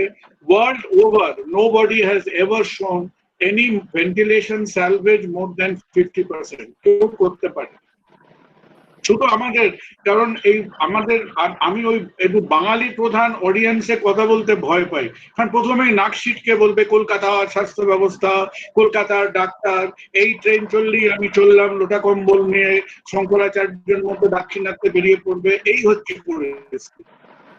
আর ঘটনা হলো largest, today is the day when we did our center in Asia which has done 100 extracorporeal membrane oxygenation. Corona, তার মধ্যে we have 50% salvage rate. We have done 100 cases overall. সুতরাং এখানে লোকেরা চেষ্টা করছে, 3-4টে সেন্টারে কঠিন কেসগুলো নিয়ে লড়াই হচ্ছে, and this is the profile worldwide. Okay. আর একটা পয়েন্ট নিয়ে please keep it in mind of great clinical importance, যে যত বেশি পেশেন্টরা হোমে থাকবে আমাদের কি হবে, হসপিটালসে এই যে অজয় ম্যানেজ করছে স্যারেদের কাছে যে পেশেন্টরা যাবে, hospitals will begin to see more of, total case number হয়তো কমবে কিন্তু hospital অ্যাডমিশনসে more severely sick patients আসতে শুরু করবে, কারণ তারা অলরেডি 7 দিন 8 দিন 9 দিন বাড়িতে ছিল। আমরা হসপিটাল বেড লিবারেট করি, হোম কেয়ার আমাদের অ্যাডিকুয়েট একটা মনিটরিং করতে হবে। আমি একটা ছোট অ্যাপ তৈরি করেছিলাম, আমি কিছুক্ষণ আগে অ্যাপটার কোভিড ওয়াচ বলে, আমি কিছুক্ষণ আগে অ্যাপটার অ্যাডমিনিস্ট্রেশনে দেখলাম আজকে সন্ধ্যেবেলা অ্যাবাউট 11,000 পেশেন্টস আছে, ওই অ্যাপটা ইউজ করে করে নিজেরা বাড়িতে বসে বসে নিজেদের মনিটর করছে। So I will ask the Infectious Disease Institute to analyze the data. Because that's great. Yeah, we'll have more than 15,000 patients on that app at some stage. Absolutely. Doctor Ajay সরকারের কাছে আসি, আমি ডক্টর মুখার্জির কাছে এই সব উত্তরগুলো চাইবো যে কথাগুলো আসছে আলোচনায়। ডক্টর সরকার, যে এই I'm just extending from what Dr. Kunal Sarkar has just said. আমাদের 5,000-6,000 পেশেন্ট, মানে আমি বলছি মডারেট টু ক্রিটিক্যাল পেশেন্ট, তার জন্য যে প্যানিক বাটন আমরা প্রেস করেছি, মিডিয়া থেকে বলি, আমরা মিডিয়াতে করছি, সাধারণ মানুষের মধ্যে, এটা কি খুব, মানে আমরা যদি প্রপার প্ল্যানিং করতে পারি বা পারতাম বা পারি আগামী দিনে, তাহলে কি এটাকে কাউন্টার করা যায় না? আর একটা কথা যেটা আমি আপনাকে আগেও জিজ্ঞাসা করছিলাম, যে কথাটা ডক্টর কুনাল সরকারও বললেন কিছুটা, যে আজকে এই ক্রিটিক্যাল জোনের বাইরে যে অঞ্চলে আমাদের অ্যাভেলেবল ইনফ্রাস্ট্রাকচার আছে, যদি সেইখানকার ইনফ্রাস্ট্রাকচার আপনারা মনে করেন যে সেটা অ্যাডিকুয়েট নয় কোভিড এর মতো সিচুয়েশনটাকে কাউন্টার করার, তাহলে সেই ইনফ্রাস্ট্রাকচার কোয়ালিটি নিয়ে প্রশ্ন উঠবে, 1 নম্বর। 2 নম্বর, যদি সেখানে একটা মডারেট ইনফ্রাস্ট্রাকচারও থাকে, তাহলে কি টেলিমেডিসিন বা অন্যান্য কোনোভাবে ইউজ করে আমরা সেটাকে বেটার এক্সপ্লয়েট করতে পারি না, rather then allowing patients to roam around, সারা শহর জুড়ে ঘুরছে। আজকে 2020 সালে একজন কলকাতার মতো সো কল্ড ইন্টারন্যাশনাল শহরে অ্যাম্বুলেন্সের মধ্যে মারা যাচ্ছে মানুষ। I think it is disgraceful for all of us. Doctor Sarkar, একটা কথা বলে নি অজয় শুরু করার আগে, ব্যাঙ্গালোরে 3 জন ডাক্তার মারা গেছেন বেড না পেয়ে। Bangalore has so far utilized 12% capacity. These data are awful. সুতরাং জয়ন্ত কেবল বাঙালির দিকে হাত তুলো না, না না, আমি সবার দিকে হাত তুলছি, দেশের দিকে হাত তুলছি, বাংলার দিকে হাত তুলছি না। আমি আপনার কোয়েশ্চেনটা ধরে বলছি, কুনাল অলরেডি মেনশন করেছে যে আমরা দুটো জায়গায় বলবো লকডাউনে ফেলিয়ার হয়েছি। একটা তো ক্যালকুলেশন আমাদের টোটালি, মানে we didn't work out how much bed we need, how much critical care bed we need, how to deal with the non covid patients. আমরা কিন্তু এই অ্যাট দ্য সেম টাইম মনে রাখতে হবে কোভিড করতে গিয়ে আমি তো অ্যাটলিস্ট আমি দুটো গ্রুপই দেখছি, নন কোভিডও দেখছি, কোভিডও দেখছি। আমি কিন্তু নন কোভিড বেশ কিছু পেশেন্ট লুজ করলাম, যারা ভয়ে হসপিটাল আসছে না যে কোভিড হয়ে যাবে, এবং আসছে যখন আমার অনেক বছরের পেশেন্ট, আইএলডি পেশেন্ট, যারা যখন আসলো তখন আর আমার কিছু করার নেই। এই জিনিসটা মাথায় রেখে আমার মনে ক্যালকুলেশন করা খুব দরকার ছিল, যেটা লকডাউন ফেজে দুটো পারপাস ছিল, যে আমাদের ইনফেকশন সাইকেলটাকে ব্রেক করা, সেটাও আমরা ভালোভাবে করতে পারিনি। আমরা মিক্স আপ করে গেছি বাজারে, দোকানে, সব জায়গায় ঠিক রিজিডলি ফলো করিনি, আর এই ক্যালকুলেশনটা তো totally failure. Coming to the critical care bed, total Covid এর 5% আর ক্রিটিক্যালি ইল পেশেন্ট, 5% মধ্যে হয়তো আমাদের সবাইকে ভেন্টিলেট করতে হয় না, কিন্তু তাদের ক্লোজ মনিটরিং দরকার। এই জন্য যে প্রত্যেকটা প্রাইভেট সেক্টরে আগে আমাদের তো কোভিড আইটিইউ ছিল না, নন কোভিড আইটিইউ সব, ওটাকে আমাদের অর্গানাইজ করে কোভিড করতে হয়েছে, নন কোভিড করতে হয়েছে, দুটোকে একই। এদের কিছু ব্যাপার আছে টেকনিক্যাল, যে ওই ভেন্টিলেশন, এদের ডাক্ট সিস্টেম, এগুলোকে একটু করতে হয়েছে আমাদের, সেইভাবে আমরা করেছি, কিন্তু করেও দেখছি যে নট অ্যাডিকুয়েট। যত দিন যাচ্ছে আমাদের নন কোভিড এর থেকে কোভিড আইটিইউ বেডের নাম্বার বেশি লাগছে, এবং সেই জায়গায় আমরা তখন আবার এক্সটেন্ড করছি, এইভাবে বাড়িয়ে যাচ্ছি। আমার মনে হয় সব হসপিটালই এই প্রবলেমটা ফেস করছে। কিন্তু এই করতে করতে দেখা যাচ্ছে যেটা, যে আমাদের লিমিটেশন হচ্ছে নাম্বার অফ ভেন্টিলেটর। আমাদের নাম্বার অফ ভেন্টিলেশন যত বাড়াচ্ছি, এদের প্রত্যেকের কিন্তু একটা স্ট্যান্ড বাই ভেন্টিলেটর রাখতেই হচ্ছে। আমরা যদিও এনআইভি ইউজ করছি, নন ইনভেসিভ ভেন্টিলেটর, সেটা কিন্তু আমরা থ্রু মেকানিক্যাল ভেন্টিলেটর করতে হচ্ছে। আমাদের ওই portable non invasive ventilator should not be used for Covid patient, কেননা সেটা থেকে অ্যারোজল জেনারেশন ম্যাক্সিমাম হবে এবং হেলথ কেয়ার ওয়ার্কাররা এফেক্টেড হবে।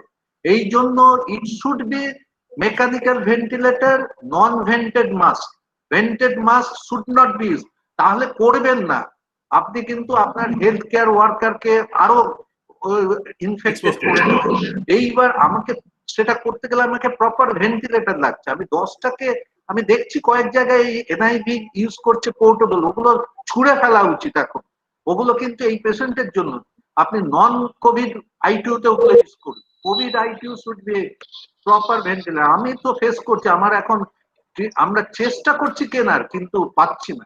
এইটা একটা ভীষণ প্রবলেম আমরা ফেস করছি, জানি না। আমি একটু বলবো, হ্যাঁ ডক্টর মুখার্জি আসছি আপনার কাছে, অজয়কে একটা বলি, গভর্নমেন্ট অফ ইন্ডিয়া, আমি একটু বলবো, গভর্নমেন্ট অফ ইন্ডিয়া কালকে নোটিফিকেশন দিয়েছে, ইন্ডিয়া হ্যাজ সারপ্লাস ভেন্টিলেটরস। আমরা এখন ভেন্টিলেটর এক্সপোর্ট করছি, তুমি কয়েকটা ধরে নাও তার আগে।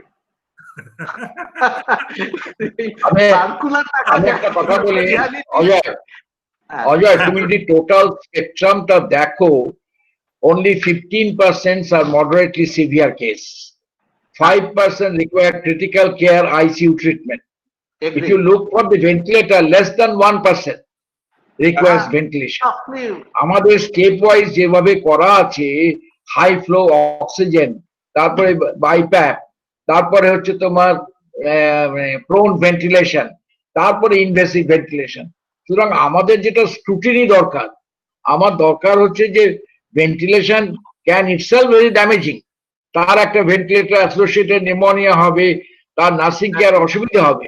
সুতরাং আমাকে যে করতে হবে, এই যে প্রোটোকল করে দিয়েছে আইসিএমআর বলুন কিংবা আমাদের ওয়েস্ট বেঙ্গল গভর্নমেন্ট বলুন, এই ICMR based West Bengal based protocol এটা চেঞ্জ হচ্ছে। এটা এপ্রিল মাসে যা ছিল এখন অনেকটা চেঞ্জ হয়েছে। এখন প্রোটোকলটা ফলো হচ্ছে কিনা সেটা দেখতে হবে, তার জন্য একটা মনিটরিং সিস্টেম হয়েছে। এবং এই প্রোটোকলটা যদি আমাদের মেনে ডেভিয়েশন হবে, ক্লিনিক্যাল মেডিসিনে কখনো রুল অফ থামে চলে না। আমাদের চালাতে হলে পেশেন্ট ভ্যারি করে ফ্রম পার্সন টু পার্সন, কিন্তু প্রোটোকলাইজ ট্রিটমেন্ট যদি আমরা করি, আমাদের 1% এর লেস দ্যান 1% রাদার ভেন্টিলেশন লাগে, আর বাকি কিন্তু উইদাউট ইনভেসিভ ভেন্টিলেশন ভালো হয়ে যেতে পারে। আমাদের দেখতে হবে যে এজটা, এজ অ্যান্ড কোমরবিডিটি একটা আমাদের একটা বিরাট ব্যাফলিং ফ্যাক্টর। তার জন্য আমাদের যেটা দরকার multi speciality team. I need the help of a cardiologist, I need the help of a pulmonologist, I need the help of a nephrologist. সুতরাং মাল্টি স্পেশালিটি টিমে যদি সুপারভিশন হয়, তার সুপারভিশন একজন মনিটর করতে হবে, তাহলে কিন্তু আমার মনে হয় we can find out the way and out to give the best of treatment. আমরা জানি যে mortality less than 2% all over the world.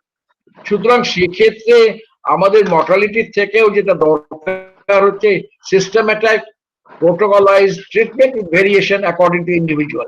সেইটা যদি আমরা ফলো করি তাহলে কিন্তু আমাদের অনেক সুবিধা হতে পারে। সেটা অল ওভার ওয়েস্ট বেঙ্গল করা উচিত।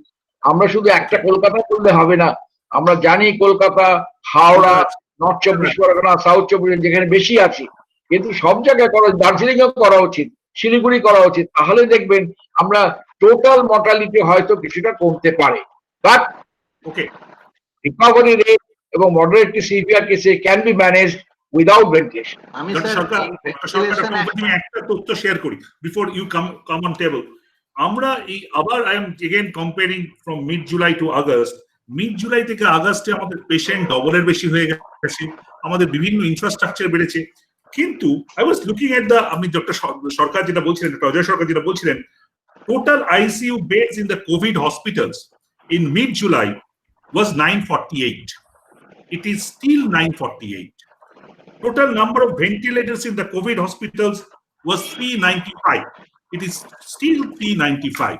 So we have not augmented the vital infrastructural components of treatment.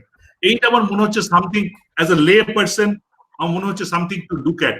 Doctor সরকারের বলার পর again I'll come to Dr. Mukherjee. There are few other questions I'll come to that. আমি একটু স্যারের ওখানে, স্যার যেটা ইস্যুটা তুলেছেন ভেন্টিলেশন নিয়ে, খুব ইম্পর্টেন্ট। আমি বলতে চাই, আমি কোভিড পেশেন্ট না, ইজ ডিফারেন্ট। এটা এআরডিএস করে, আমি মানে ডক্টররাই এটা বুঝতে পারবে, কিন্তু এআরডিএস, এই ARDS T totally different from other ARDS. এখানে দুটো ফেজ আছে। আর্লি ফেজে আমরা এটাকে বলি এল টাইপ, এটা লো ইলাস্টেন্স, তাদের কমপ্লায়েন্সটা বেশি থাকে। মানে এই পেশেন্ট গুলো আর্লি স্টেজে হাইপার ভেন্টিলেট করে, এদের এত বেশি টাইডাল জেনারেট করে যে এই পেশেন্ট গুলো নিজেই, এটা একটা টার্ম ইউজ হচ্ছে এখন, পিলি, পেশেন্ট ইনডিউস লাং ইনজুরি। আমরা ভিলি বলে জানতাম, ভেন্টিলেটর ইনডিউস লাং ইনজুরি, এখন এই টার্মটা চলে এসছে পেশেন্ট ইনডিউস।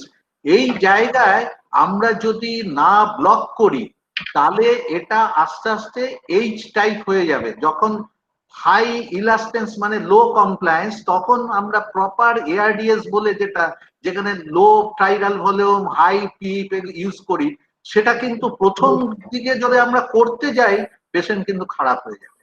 ওখানে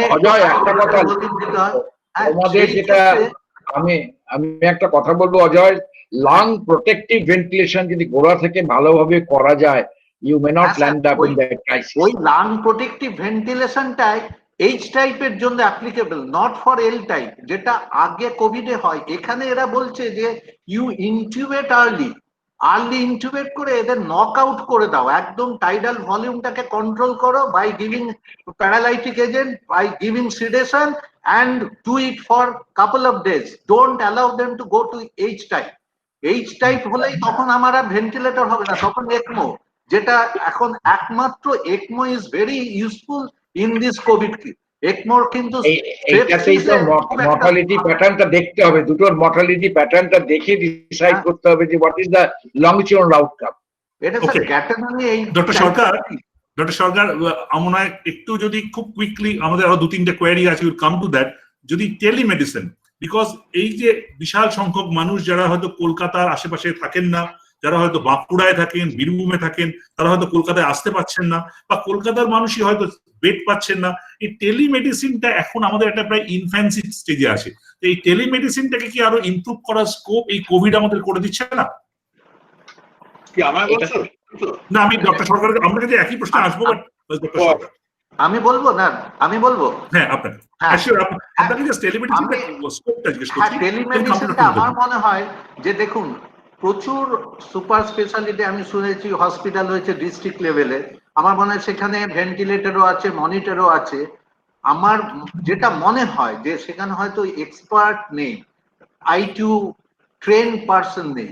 এখন আমরা যদি কিছু আইটিউতে একটা ওয়ার্কশপের মতো করে কয়েকদিনের জন্য ট্রেনিং দিয়ে টেলিমেডিসিনটা করি এবং connected with any bigger centre, tertiary centre, এইখানে কিন্তু একটা ভেন্টিলেটর এখন এত সুন্দর ভেন্টিলেটর এসছে, তার স্কেলা দেখে, তার গ্রাফিক দেখে আমরা বলে দিতে পারি যে তুমি এটা করো, এখন এর এই টাইডালটাকে কমাও, এটাকে বাড়াও, এগুলো করা যায়। টাইম এসে গেছে এইগুলো। এটা পসিবল আপনি মনে করছেন? এটা পসিবল। ডক্টর মুখার্জি, আপনার কাছে আমি এই কারণে এলাম ওই সবগুলো কোয়েশ্চেনে, because you also happen to be the advisor of state government. এই যে ইনপুট গুলো আসছে, কেন আমরা তো we're all learning, it's a learning, মানে অল বলতে দ্য ডক্টরস আর লার্নিং। এই যে ভেন্টিলেটর নিয়ে প্রশ্ন আসছে, ইনফ্রাস্ট্রাকচার নিয়ে প্রশ্ন আসছে, আজকে আমার তো মনে হয় শুধু পশ্চিমবঙ্গ কেন, আমরা তো এটা ভারতবর্ষের একটা দেশ, আজকে তো ভারতবর্ষের কয়েকটা রাজ্য মূললি এফেক্টেড, অন্যান্য রাজ্যে তো ইনফ্রাস্ট্রাকচার আছে। আজকে যদি নর্মাল সময় আমি আজকে কেরালায় গিয়ে ট্রিটমেন্ট করতে পারি, আজকে কেন কোভিড এর ট্রিটমেন্ট যদি ক্রিটিক্যাল পেশেন্ট হয় আমরা অন্য জায়গায় যেতে পারবো না? আমি এর উত্তর জানি না, এর হয়তো উত্তরটা হেলথ উত্তর নয়, উত্তরটা হয়তো পলিটিক্যাল উত্তর, সে প্রশ্ন আলাদা। কিন্তু এই যে ইনপুট গুলো আসছে, এই টেলিমেডিসিনের ইনপুটটা আসছে, বাড়িতে বসে কতক্ষণ থাকবে, এইটার ব্যাপারে স্ট্র্যাটেজি এই মুহূর্তে স্টেট গভর্নমেন্টের কি, আপনি কি ভাবছেন? আমি একটা কথা বলি, এই টেলিমেডিসিন ইন প্র্যাকটিস তামিলনাড়ুতে প্রথম শুরু হয়, তারপরে মহারাষ্ট্রে। তামিলনাড়ুতে যখন পেশেন্ট কলকাতা থেকে অনেক বেশি তামিলনাড়ুতে যাচ্ছে, তখন telemedicine practice before Covid arrive.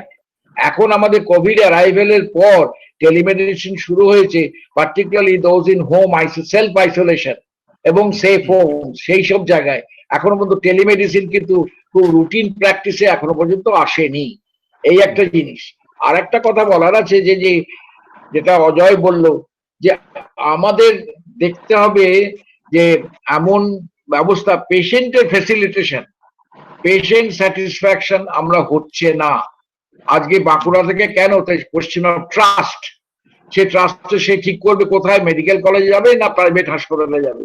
এই ডিসিশন গুলো যে নিতে পারছে না, সেই সব জায়গায় কিছু হেল্প করা উচিত by the central monitoring system, যেটা West Bengal government is trying to impose on this, যাতে করে আমরা বেড কোথায় আছে কি আছে সেইগুলো করার চেষ্টা করা হচ্ছে।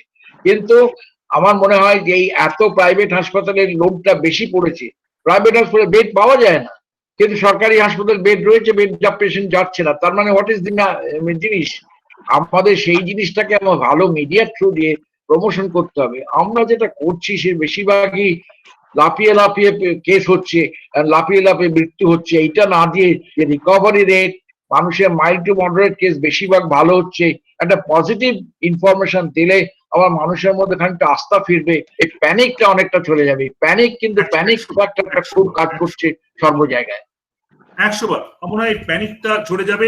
সেই প্রশ্নটা আসছে ডক্টর কুণাল সরকারের কাছে আসছি এগেন, টেলিমেডিসিনটা কেন বারবার কথাটা উঠে আসছে? বিকজ এত হাজার হাজার বা কয়েক হাজার মানুষ তারা বাড়িতে বসে আছেন, এবং এই ডিসিশনটা, ধরুন আমার বাড়িতে একজন বয়স্ক মানুষ আছেন, আমি ডিসিশনটা আমার পক্ষে খুব ক্রিটিক্যাল নয়, I M A non medical person, যে তাকে কতক্ষণ আমি বাড়িতে রাখবো, কোন কোন জায়গায় গেলে তাকে আমায় শিফট করতে হবে, এবং আমি সেই কনফিডেন্সও আমার নেই যে তাকে যদি শিফট করতে হয় তাকে 2 ঘন্টা বা 4 ঘন্টার মধ্যে একটা হসপিটালে বেড পাবো। এখন তো আমি শুনছি বিভিন্ন হসপিটালে ওয়েটিং লিস্ট রয়েছে, ট্রেনের যেমন ওয়েটিং লিস্ট থাকতো, আরএসি থাকতো, আরএসি ওয়েটিং লিস্ট রয়েছে। এই তো পরিস্থিতি। সেই জায়গায় দাঁড়িয়ে টেলিমেডিসিনের কি স্কোপটা এবং ইমপ্লিমেন্টেশনটা বাড়ানো যায় কিনা, এটা একটা। আর একটা প্রশ্ন আমি 3 জনের কাছেই রাখবো। এটা বেশ কয়েকটা ঘটনা আমার জানা অ্যাজ এ মিডিয়া পার্সন আমি শুনলাম যে একজন পেশেন্ট, তিনি তার কোভিড লাইক সিমটমস আছে, তিনি টেস্ট করতে দিয়েছেন, টেস্টের রেজাল্টটা পাবেন 2-3 দিন পরে, কিন্তু তিনি যেহেতু কোভিড এর রেজাল্টটা পাননি, তাকে কোভিড পেশেন্ট হিসেবে ভর্তি করছে না কোনো হাসপাতাল। আর যেহেতু কোভিড এর রেজাল্টটা পাননি, তাকে নর্মাল পেশেন্ট হিসেবে ভর্তি করছে যতক্ষণ না তিনি কোভিড এর আসছেন। এর মাঝখানে তিনি মারা যাচ্ছেন বা খুব ক্রিটিক্যাল জায়গায় চলে যাচ্ছেন। আমার প্রশ্ন হচ্ছে যে ম্যালেরিয়াতে একসময় যেমন আমরা যে প্রোটোকলটা নিয়েছিলাম সিমটোম্যাটিক ট্রিটমেন্ট, অর্থাৎ একজন ম্যালেরিয়ার পেশেন্টকে তার যদি সিমটমস থাকে তাহলে তার টেস্ট রেজাল্ট হওয়ার আগেই তার ট্রিটমেন্ট শুরু করা, এমন কি কোনো ভাবনা চিন্তার অবকাশ কোভিড এর ক্ষেত্রে আছে? আমি এই দুটো প্রশ্ন নিয়ে ডক্টর কুণাল সরকারের কাছে আসবো, but then I will come to others as well. Doctor Kunal Sarkar. Jayanta, আমার বিদ্যে বুদ্ধি খুব কম আর কি। হ্যাঁ, তো আমি প্রথমে একটা কথা বলি, সেটা হলো যে ইন দ্য স্টেট অফ ক্যালিফোর্নিয়াতে কোভিড রিপোর্ট আসে 6 দিনের মাথায়। হ্যাঁ, টেক্সাসে কোভিড রিপোর্ট আসে 4 দিনের মাথায়। হ্যাঁ, আর আজকে ট্রাম্প তার পাবলিক ফোরাম থেকে বলেছেন যে ইউএসএ খুব ভালো করছে, ইন্ডিয়ার থার্ড ক্লাস অবস্থা। Anyway, that was the entertainment part. প্রথম কথা হলো যে এই যে আজকে আমরা একটা অথৈ সাগরে পড়ে আফটার 102 ইয়ার্স আফটার রেসপিরেটরি প্যান্ডেমিকের মধ্যে পড়ে আমরা যে হাতড়াচ্ছি, তার একটা কারণ হলো যে government hospitals which has brilliant doctors, brilliant manpower, huge capacious setup, আমরা সেগুলোকে একটা পলিটিক্যাল প্রোটেকশনিজমের মধ্যে রেখেছিলাম। আজকে কিছু কিছু গভর্নমেন্ট হসপিটালস হচ্ছে ট্রিটমেন্ট সেন্টারের থেকেও তারা হচ্ছে বেশি পাওয়ার সেন্টার। হ্যাঁ, যখন ঠিক করা হলো যে কোন কোন হসপিটালে কোভিড পেশেন্ট ভর্তি হবে, তার আগে আমার মনে হয় একটা লিস্ট করা হয়েছিল যে কোন কোন হসপিটালে কোভিড পেশেন্ট ভর্তি হবে না। আগে সেই লিস্টটা করা হলো, এবং কোন কোন হসপিটালে কোভিড পেশেন্ট ভর্তি হবে না সেই লিস্টটা এখনো বজায় আছে, কিন্তু ওখানে গা বাঁচিয়ে এখনো খেলাধুলোগুলো হচ্ছে। And the main problem is যে এই জিনিসটা কেন সাইকেল করেছে, কারণ what constitutes a hospital bed. কিছুদিন আগে আমি দেখলাম যে কোথায় একটা রামলীলা গ্রাউন্ডে একটা বিসলেরি বোতল, একটা প্লাস্টিকের গেলাস, একটা পিচবোর্ডের বিছানা, সেটাকে বলা হলো Covid hospital. All India phenomenon is, ইন্ডিয়াতে একটা ইয়ার্ডস্টিক আছে, সেটাকে NABH বলে। NABH দিয়ে মেডিকেল ইনফ্রাস্ট্রাকচারের অ্যাডিকুয়েসি মাপতে হয়। আজকে আমি, অজয় এটসেট্রা, আমরা তো হচ্ছে এঁটো কাটা খাওয়া মানুষ, আমরা বেশি আমাদের গর্ভগৃহে ঢুকতে দেওয়া হয় না। তো আমরা যে এঁটো কাটা খাওয়া জায়গাগুলোয় কাজ করি, ওগুলোকে বছর বছর 1 লক্ষ টাকা ফি দিয়ে NABH এর সার্টিফিকেশন জোগাড় করতে হয়। হ্যাঁ, সেখানে কটা লোক সিঁড়ি ঝাঁট দেয় থেকে আরম্ভ করে কটা বেডে কটা ভেন্টিলেটর আছে, কোনটা কাজ করে। ভারতবর্ষে out of a few lakh of government hospitals, right, কালকের ডেটা অনুযায়ী 15টা হসপিটাল NABH সার্টিফাইড। কোন হসপিটাল আজ অব্দি কোন স্ট্যান্ডার্ড সার্টিফিকেশনের মধ্যে যায়নি। এবং আমি দুর্ভাগ্যবশত বলছি, they have brilliant people, great academician, কিন্তু যদি ইনফ্রাস্ট্রাকচার স্ট্যান্ডার্ডাইজেশনে যায়, দাঁড়িয়ে ডাহা পেরে উঠবেন। So this is the time. এই যে আমরা থেকে শিখলাম, এটা একে অপরের ওপর নৃশংস আক্রমণ করার সময় নয়। দ্য টাইম ইজ, আজকে আমাদের মানুষের চোখে আঙুল দিয়ে দেখিয়ে দিল পিপল আর নট ফুডস। কেন গভর্নমেন্ট হসপিটালের 60% বেড খালি এবং মানুষ তার জীবনের পুঁজিয়ে করে পেতে প্রাইভেট হসপিটালে যাচ্ছে? বিকজ দে নো যে কোথায় কি কোয়ালিটি, কি ক্রিটিক্যাল কেয়ার কিভাবে কি হয়, এবং এই ভেদাভেদটা যেন না থাকে। In the future we cannot be a 10-story building যার উপরের 5 তলা USA, তলার 5 তলা Cuba. We have to come to some kind of a calibration of healthcare. এবং এই government hospitals have not gone in for any introspection. কোনো NABH টাকে examine করে না। হ্যাঁ, সুতরাং দিস, এবং আজকে আমরা এইটা শুধু ওয়েস্ট বেঙ্গলে বলে নয়, please don't take it as a Bengal specific comment, it is happening everywhere. গুজরাটে এই যে অজয় যে একটা দুর্দান্ত পয়েন্ট বললো, ভুলভাল ইকুইপমেন্ট দিয়ে কাজ হচ্ছে। একজন কাকে অর্ডার দিয়ে দে পারচেজড 5000 ভেন্টিলেটরস বলে, তারপর দেখা গেল সেগুলো হচ্ছে mechanised bamboo bags. and there is a particular hospital in Ahmedabad যেখানে একদিনে 25টা পেশেন্ট মারা গেছিল because they were put on defective ventilator, জীবনে কাজ করে। সো এই যে প্রবলেম গুলো আজকে আমরা ফেস করলাম, this should আজকে এই যে সাউথ ইস্ট এশিয়ার এক্সাম্পল আমরা দেখছি, Taiwan, Thailand, Hong Kong, Laos, Vietnam. why ask them why? কারণ তারা যখন সার্স এর সময়, মার্স এর সময় তারা যে প্রস্তুতিটা রেখেছিল পাবলিক হেলথের, সেটা তারা ভেঙে ফেলেনি। সেখানে তারা পার্টির অফিস তৈরি করেনি। Taiwan kept every chair, table of public health infrastructure intact. China থেকে 120 কিলোমিটারের দূরে, সেখানে 30টা লোক মারা গেছে আজও। 30 people have died in Taiwan out of this pandemic. So this এর is আরেকটা দিক আছে ম্যান পাওয়ার। তুমি যদি অল ইন্ডিয়া আমি পরে আসছি, দেখো, ইন্ডিয়া ম্যান পাওয়ার আমাদের ইন্ডিয়াতে with one doctor per 10,000 plus population আমাদের ইনফ্রাস্ট্রাকচারাল ডেফিসিট আছে, manpower deficit is not to that extent. Manpower ডিস্ট্রিবিউশনে প্রবলেম আছে। আর দুদিন বাদে আমরা বেকার ডাক্তার। আচ্ছা, সেকেন্ড আমি একটা পয়েন্ট যেটা তুমি তুলেছো, telemedicine till 2 years ago was actively discouraged by all medical regulatory organizations. Right? Only recently, Niti Aayog এবং সেন্ট্রাল গভর্নমেন্ট থেকে একটা রিভাইজড অ্যাডভাইসারি দেওয়া হয়েছে, যেখানে they took a bit of a liberal view যখন অলরেডি আমাদের এই কোভিডের সমস্যাটা হাওয়ায় আসছে। There were lot of medical legal, there were lot of central problems to implement proper telemedicine. এই করতে পারবে, সেই করতে পারবে না। If you are interested, আমি একটা সংস্থায় ছিলাম যেখানে আমি 2002 সাল থেকে টেলিমেডিসিন নিয়ে কাজ করছি, and I know what regulatory compliance problems were. They were, এই যে টেলিমেডিসিন কেন করতে পারবে না, the documents were this thick. কিছু কিছু আমার পুরনো অফিসে গেলে এখন খুঁজে পাবে। The last point that I want to make is a very important point. আজকের দিনে এই যে আমরা কলকাতায় বসে কন্যাকুমারী ট্রেনের টিকিট কাটতে পারি, হ্যাঁ, আমি ইস্টার্ন এন্ডে বসে ডিজিটাইজেশন অফ ইন্ডিয়ান রেলওয়েজ হতে পারলে কেন ডিজিটাইজেশন হসপিটাল ক্যাপাসিটি হবে না? এই প্রশ্নটা আমরা আনসার করব। কারণ একটা ডাক্তারের মুখ্য লাভ কি? ছেলে doctor, right? That is the anesthesia from which medicine suffers. Entitlement. That is the essence of digital health.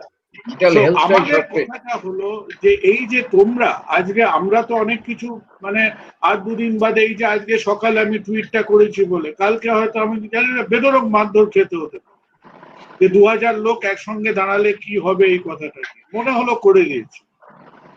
তো এখন প্রশ্নটা হলো, please in the public forum raise this question, যে আমি যদি কলকাতায় বসে আহমেদাবাদের লোকাল ট্রেনের টিকিট কাটতে পারি, তাহলে আমাদের এই হসপিটালগুলো আমরা ব্যবসায়িক নেসেসিটিতে আজকে 2.5 crore hotels are in real time network, but মানুষ অসুস্থ হলে hospital capacity, blood bank stock এখনো ডিজিটাইজেশনের মধ্যে আসেনি, because we are not aware of this phenomenon. Anyway, থেকে শিখতে হবে। এইবারে যে আমরা থেকে শিখলাম, হ্যাঁ, 1918 যখন এই হয়েছিল, স্প্যানিশ ফ্লু হয়েছিল। What was Spanish flu?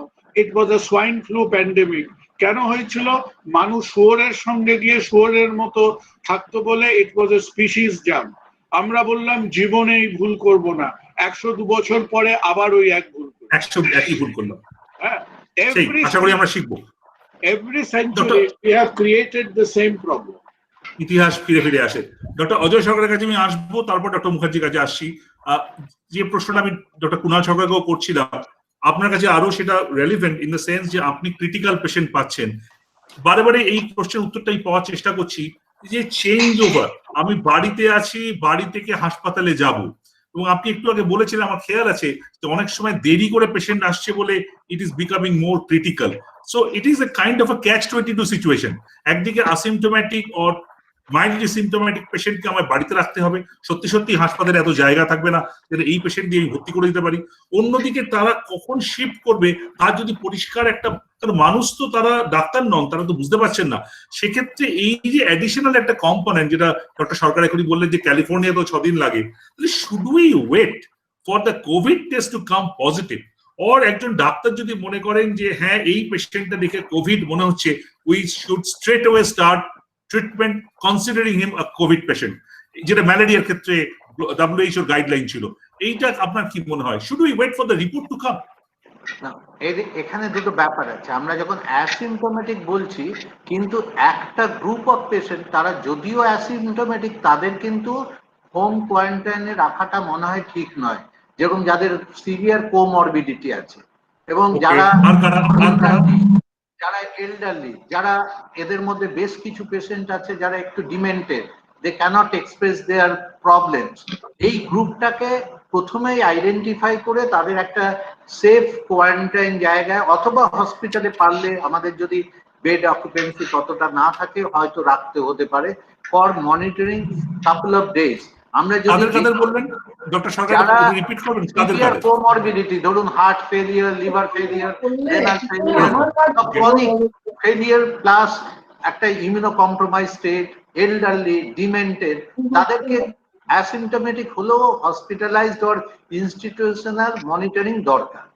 আরেকটা গ্রুপ আছে একদম হেলদি, একটা কোভিড বেরিয়ে গেল, তাদের এরকম আমরা এখন অ্যাসিমটোমেটিক কেরিয়ার হয়ে গেছে, এটা তো বলে লাভ নেই, কমিউনিটিতে ঘুরে বেড়াচ্ছে পাশের লোকটি। আমি তো এখন সবাইকেই বলছি, দেখো ভাই, every person is Covid unless proved otherwise. তুমি তার থেকে নিজেকে প্রোটেক্ট করো, ইউ কিপ, হ্যাঁ, সেফ ডিস্টেন্স, মাস্ক পরে থাকো এবং স্যানিটাইজেশন। এটা করলে কিন্তু এটা আমরা নিজেদেরকে বাঁচাতে পারবো। সেকেন্ড হচ্ছে এই গ্রুপটাকে ইজিলি রাখা যায়, তাদের আমি প্রত্যেককে বলি যে 2-3টে জিনিস মনিটরিং করবেন।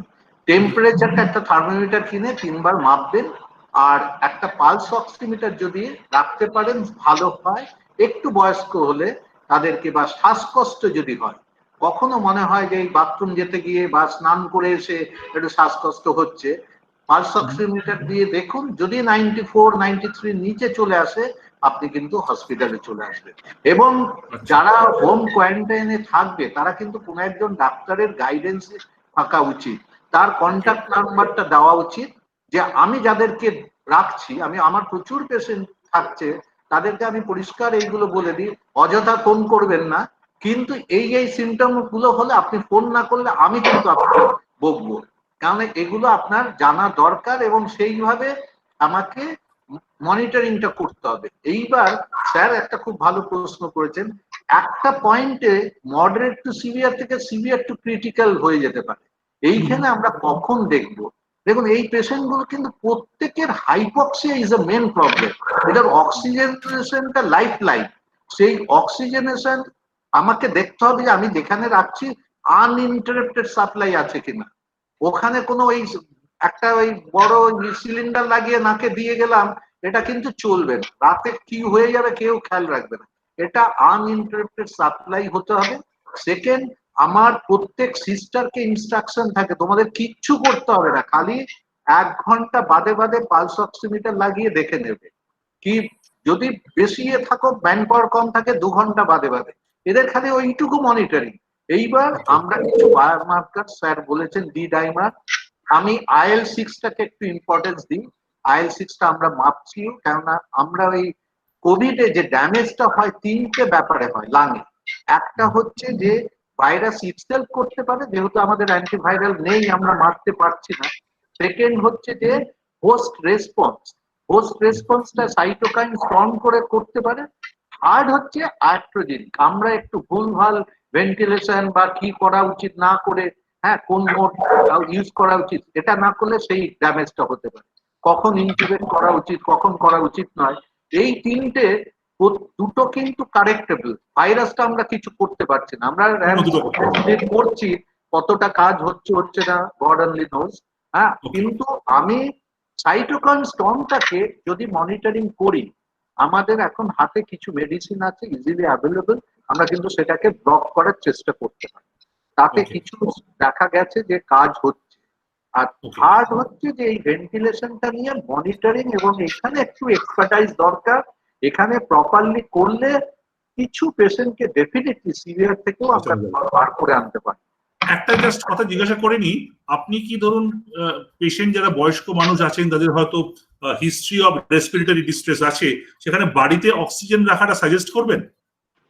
দেখুন, আমার অনেক পেশেন্ট, ঠিক, খুব ভালো পয়েন্ট, আমার অনেক পেশেন্ট আছে যারা বাড়িতে লং টার্ম অক্সিজেন ট্রিটমেন্ট মানে একটা মেশিন নিয়ে আছে, 20 ঘন্টা অক্সিজেন নিচ্ছে, কেউ কেউ 24 ঘন্টায় নিচ্ছে, এদের আইএলডি পেশেন্ট। আরো কেউ কেউ আছে বাইপ্যাপ নিচ্ছে, যেটা পোর্টেবল বাইপ্যাপ রাতে। তাদের কিন্তু কোভিড হলে আমি ওখানে রাখবো না।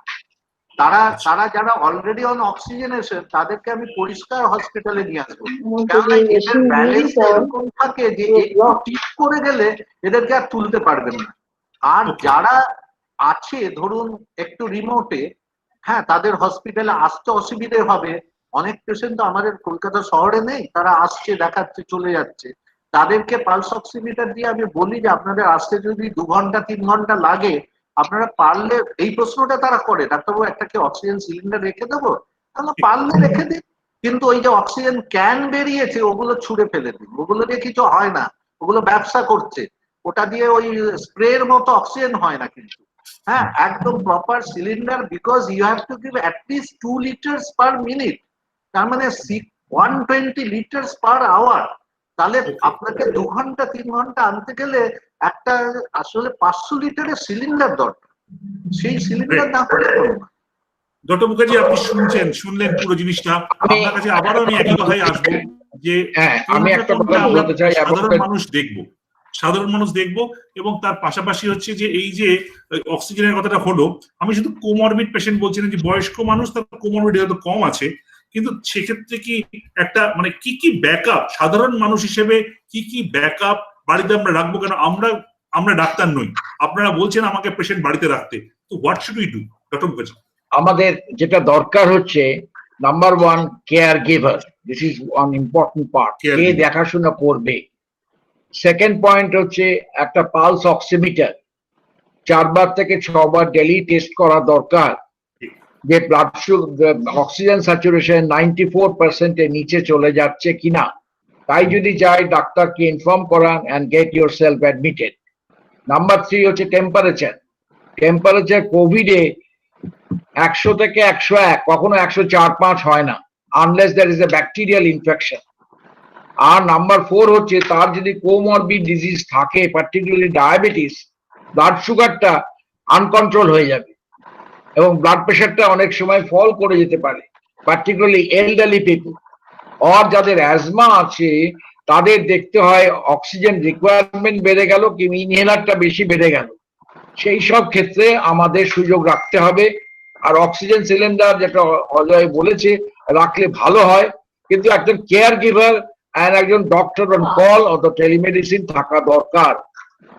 এই ক্ষেত্রে আমি একটা জিনিস বলি, টেস্টিং এর ব্যাপারে আমাদের জানা দরকার। আমাদের 4টে টেস্ট আছে, যেটা গোল্ড স্ট্যান্ডার্ড টেস্ট হচ্ছে RT-PCR, যেটা আমরা সবচেয়ে মলিকুলার টেস্ট বলি, কিন্তু এটা 100% পজিটিভ হয় না। এবং কেন হয় না, তার কারণ হচ্ছে যে অনেক সময় ভাইরাল জিনটা ভ্যারি করে ভাইরাসের মধ্যে। আমাদের 6টা জিন আছে, তার মধ্যে সব জিনটা ধরা পড়লো না, সেক্ষেত্রে ফলস নেগেটিভ হতে পারে। সুতরাং সেক্ষেত্রে আবার রিপিট করতে পারেন, কিন্তু ক্লিনিক্যাল প্রোফাইল সাজেস্ট যদি হয় তাহলে go on treating the patient. আমি রিসেন্টলি 2টো কেস দেখেছি যেখানে পেশেন্টের খুব সিরিয়াস ইলনেস, তার কোভিড 2 বার করা হয়েছে, কিছুতেই পাওয়া যায়নি। সেকেন্ড হচ্ছে এটা টাইম কনজিউমিং, এটা লাগে 24 ঘন্টা, কখনো কখনো 36 ঘন্টা, কিন্তু আসল লাগার কথা 6 ঘন্টা।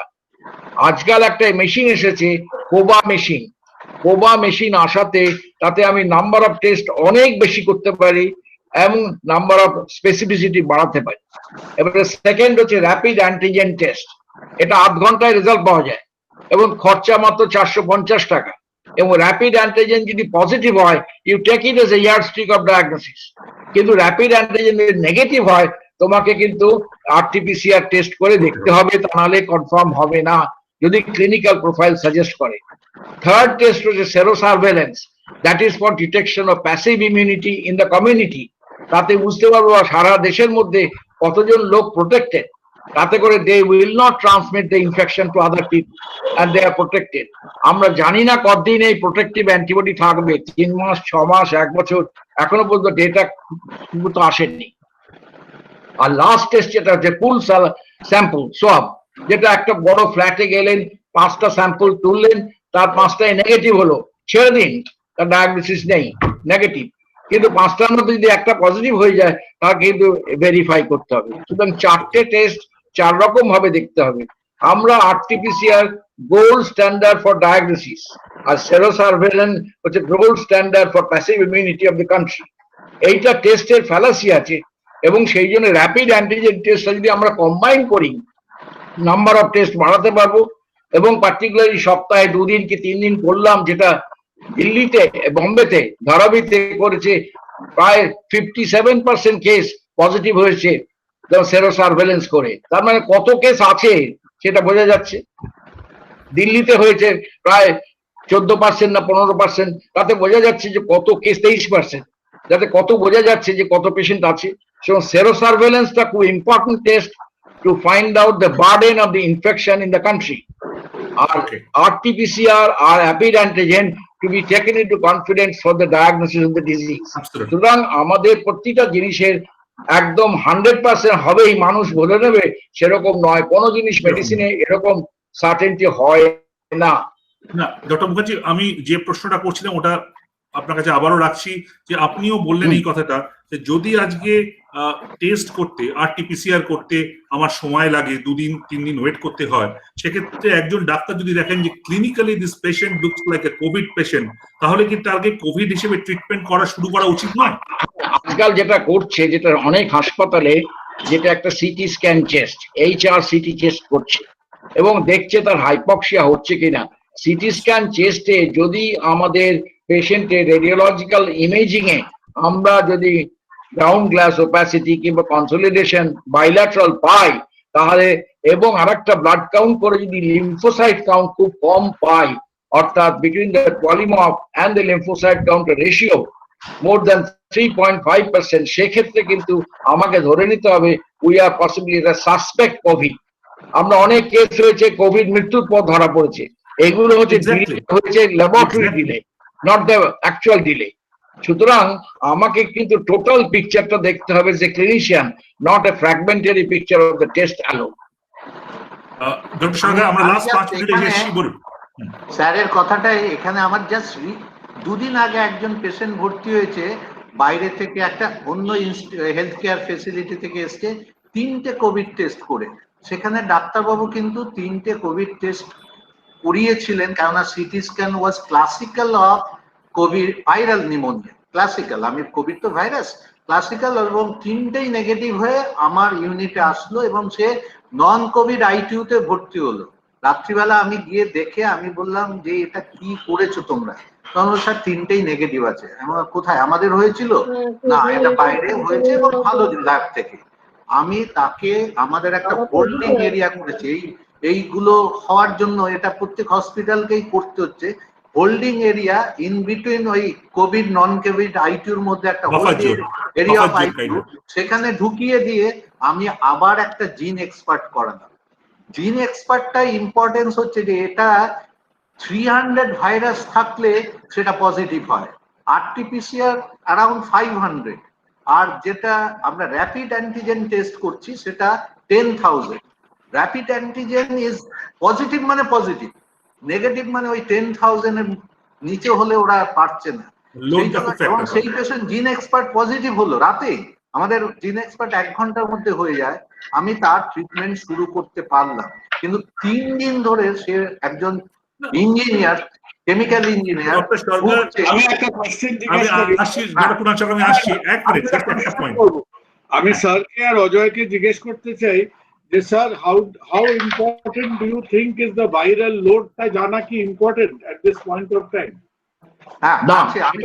না না, ভাইরাল লোড জানতে হয় না। আমি স্যার একটু বলি ভাইরাল লোডটা কেন জানা দরকার আছে। ধরুন আরটিপিসিআর এ আমরা একটা সিটি দেওয়া হয়, সাইকেল টাইম, সাইকেল টাইম যদি লেস দেন 17 হয় তার মানে তার খুব ভাইরাল লোড বেশি, তাড়াতাড়ি ওটা পজিটিভ দেখাচ্ছে অ্যাম্প্লিফিকেশনে। তখন তোমার ম্যানেজমেন্ট কিভাবে চেঞ্জ আমার ম্যানেজমেন্টের নয়, এটা আমার একটা পেশেন্টের ভাইরাল লোড কম, আমি সেই পেশেন্ট কিন্তু অ্যাসিম্পটোমেটিকে রাখতে আমি পারবো। তার আমার যখন রাউন্ড আমি দেখি এটা পজিটিভ হলে এর ভাইরাল লোডটা কত, সে হয়তো ওই পয়েন্ট অফ টাইমে অ্যাসিম্পটোমেটিক, তার যদি ভাইরিমিয়া ভাইরাল লোড বেশি থাকে সে দুটো নিজেকেও ইনফেক্ট বেশি করবে, কমিউনিটিকেও বেশি করবে। হ্যাঁ, আবার এবং আমার যদি ভাইরাল লোডটা কম থাকে, I can jolly well keep that patient in asymptomatic home quarantine. আরেকটা পয়েন্ট আছে, আরেকটা ইন্টারপ্রিটেশন অফ দ্য টেস্ট। এই ইন্ডিকেশনটা কি আমরা এমনি রিপোর্টে পাচ্ছি যে ভাইরাল? হ্যাঁ, এই রিপোর্টের প্রত্যেকটা, অ্যাটলিস্ট আমাদের রিপোর্টে ভাস্কর এই রিপোর্টটা করে প্রত্যেকটাতে, সে সিটি ভ্যালু দিয়ে দেয় এবং সেটার উপর দেখে। আরেকটা কারণ আমার মনে হয় যে ইম্পর্টেন্ট, যদি লো থাকে asymptomatic, whether they will generate adequate amount of antibody or not is a big question. তার যদি ভাইরাল লোডটা কম থাকে, অ্যান্টিবডি কম তৈরি হতে পারে, কারণ এখন আমরা অ্যান্টিবডি মাপতে শুরু করিনি, অতএব রিইনফেকশন হওয়ার একটা চান্স থাকে। যে অ্যাসিম্পটোমেটিক সে কিন্তু ঘুরে বেড়াচ্ছে, তার একবার চায়নায় কিছু কেস হয়েছিল, নিতে বেড়াচ্ছে যে আমার কোভিড হয়ে গেছে, সে কিন্তু তো গিয়ে সেকেন্ড টাইম, এবং এরকম ঘটনা তো হয়েছে, যেরকম দিল্লি পুলিশ একটা হয়েছে, তাকে রুটিনে টেস্ট করেছিল, পজিটিভ হয়েছিল, নেগেটিভ করে তাকে ছেড়ে দেওয়া হলো, কিন্তু তার পরের বার সিভিয়ার ইনফেকশন। এই যে কথাগুলো আলোচনা হচ্ছে, সরকার বললেন, রাজ্য সরকার বললেন, I think he or she was lucky, সরকারের মতো ডাক্তার তাকে দেখেছিলেন। কিন্তু সাধারণ মানুষের এক্সপিরিয়েন্স হচ্ছে যে সে হাসপাতালে গেল, আপনি কোভিড টেস্ট করান, কোভিড টেস্টে যদি পজিটিভ হয় তাহলে আপনাকে এখানে বেড থাকলে দেবো না, আর কোভিড নেগেটিভ হলে আপনাকে একটা বেড দিতে পারি। এর বেশি সাধারণ মানুষের ভাগ্যে কিছু জুটছে না। এই জায়গায় দাঁড়িয়ে এই যে টেকনিক্যালিটিস, এই যে স্পেশালিটিস, এগুলো কিন্তু সাধারণ মানুষ বোধহয় যতটা প্রয়োজন ততটা অ্যাক্সেস করতে পারছেন না। এটা কিভাবে আপনি দেখছেন, and how the government is also planning to counter it? I know the problem is enormous, it's a huge problem, but government has to think about these things.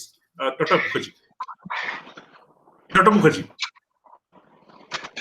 Hello,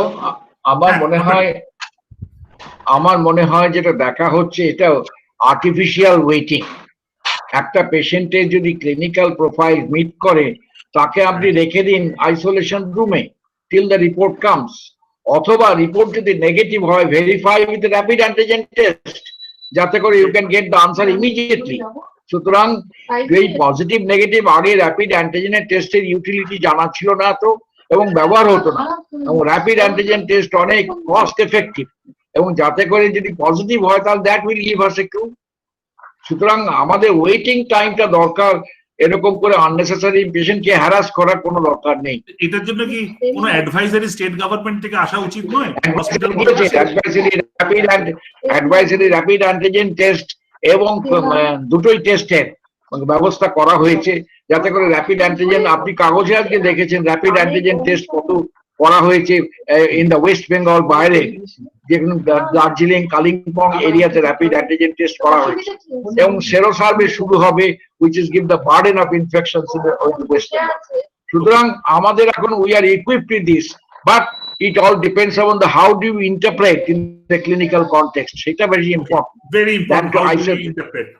আমি ফাইনাল, আমাদের last 2-3 minute তিনজনের কাছেই আসবো, যেটা গোড়ায় একটা কথা তিনজনই আপনারা বলেছেন যে সাধারণ মানুষকে এই কনফিউশন থেকে, জানি এটা একটা নতুন সময়, নতুন বিপদ, অচেনা বিপদ, আমরাও সবাই আমরা we are all adapting to it whatever we can, কিন্তু একটা পজিটিভ ভাইবস কোথাও যাওয়ার দরকার।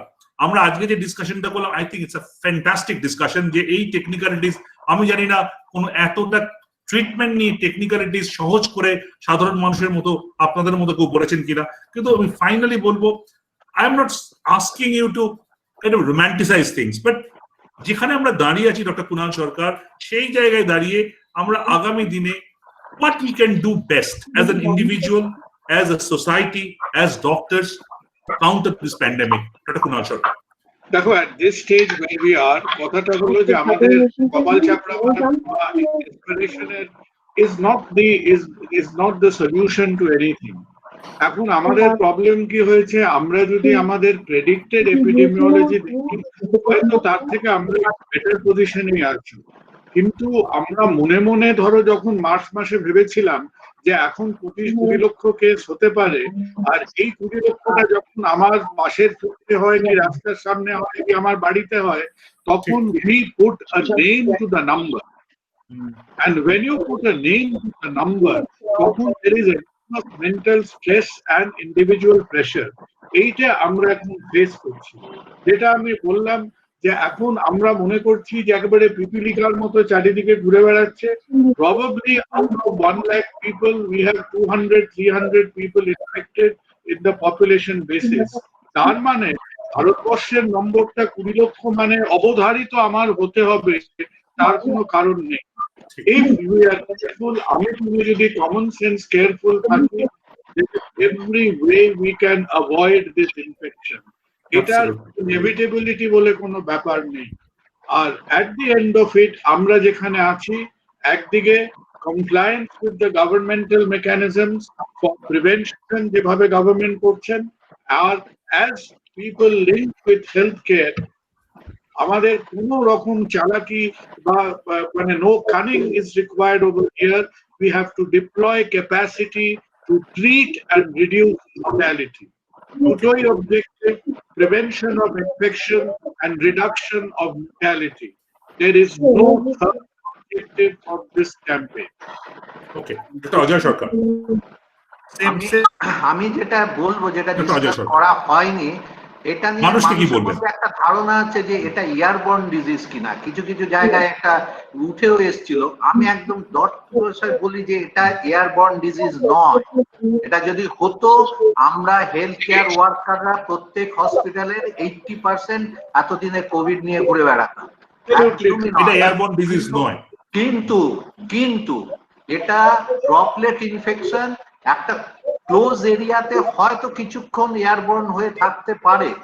আমাদের প্রত্যেককে এই ড্রপলেটটাকে আটকানোর জন্য আমাদের ফেস, এটা কিন্তু ঢোকে নাক এবং মুখ দিয়ে, হ্যাঁ, কিছু কিছু জায়গায় চলবে। আমাদের মাস্কটা মাথা কতটা সেফ রাখা দরকার, মাথাটা অনেকে মাথায় ক্যাপ পরে রাস্তাঘাটে ঘুরছেন, মাথাটা কতটা ইম্পর্টেন্ট। না, ক্যাপের কোনো দরকার নেই। মাস্কটা ঠিক মতো পরবেন এবং সেটা হ্যাজ টু বি N95 নয়, একদমই নয়। এবং এটা 3 layer surgical mask and N95 এর মধ্যে একটা এডিনবরায় স্টাডি হয়েছিল। সেখানে তারা পরিষ্কার দেখিয়েছে less than 7 micron particle N95 95% protect করে, 3 লেয়ার সার্জিক্যাল 90% করে। অ্যাট দ্য সেম টাইম সেই জায়গায় স্টাডি করেছিল নার্সের মধ্যে দুটো গ্রুপকে, একটা গ্রুপকে N95 দিয়েছিল, একটা গ্রুপকে সার্জিক্যাল মাস্ক। দেখা গেল ইনফেকশন রেট সার্জিক্যাল মাস্কে লেস দেন N95। কারণ N95 দিলে আমরা একটা কার্বন ডাইঅক্সাইড মাঝে মাঝে রিটেন করে, তখন আমাদের হ্যাবিট হচ্ছে ওটাকে একটু নামিয়ে আবার অ্যাডজাস্ট করা। এই জায়গাতে কিন্তু কন্টামিনেশন হওয়ার চান্স থাকে।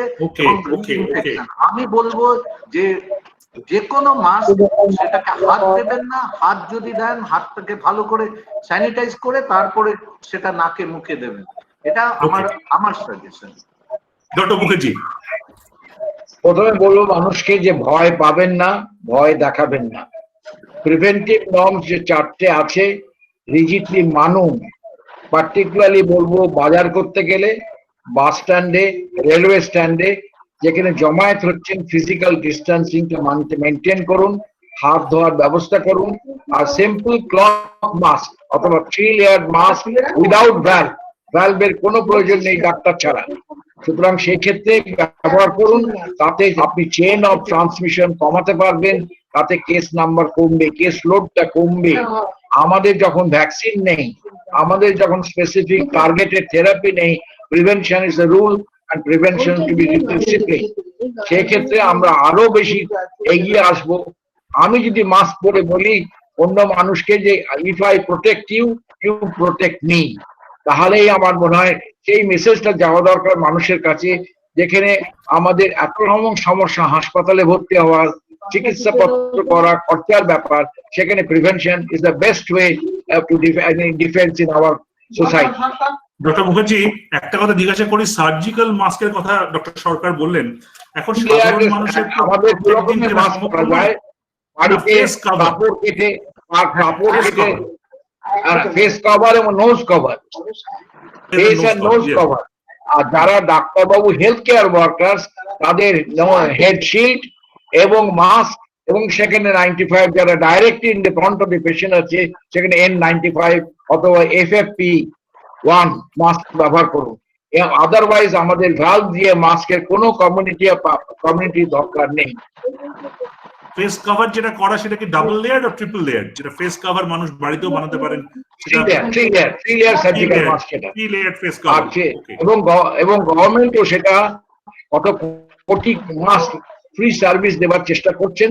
এবং জানি না, মানুষের ব্যবহার যদি বিহেভিয়ার চেঞ্জ না করি, মাস্ক দিয়েও বিহেভিয়ার চেঞ্জ করতে পারবো না। কিন্তু মানুষকে অনুরোধ করে বলবো, আপনারা প্লিজ বিহেভিয়ার চেঞ্জ করুন, মাস্ক ব্যবহার করুন। এই মাস্ক বহুদিন ধরে আছে, ইনফ্লুয়েঞ্জাতে জাপানে ব্যবহার হয়েছে, কোরিয়াতে ব্যবহার হয়েছে। সুতরাং আমরাও যদি করি, আমরা অনেকটা চেইন অফ ট্রান্সমিশনটাকে ভাঙতে হবে।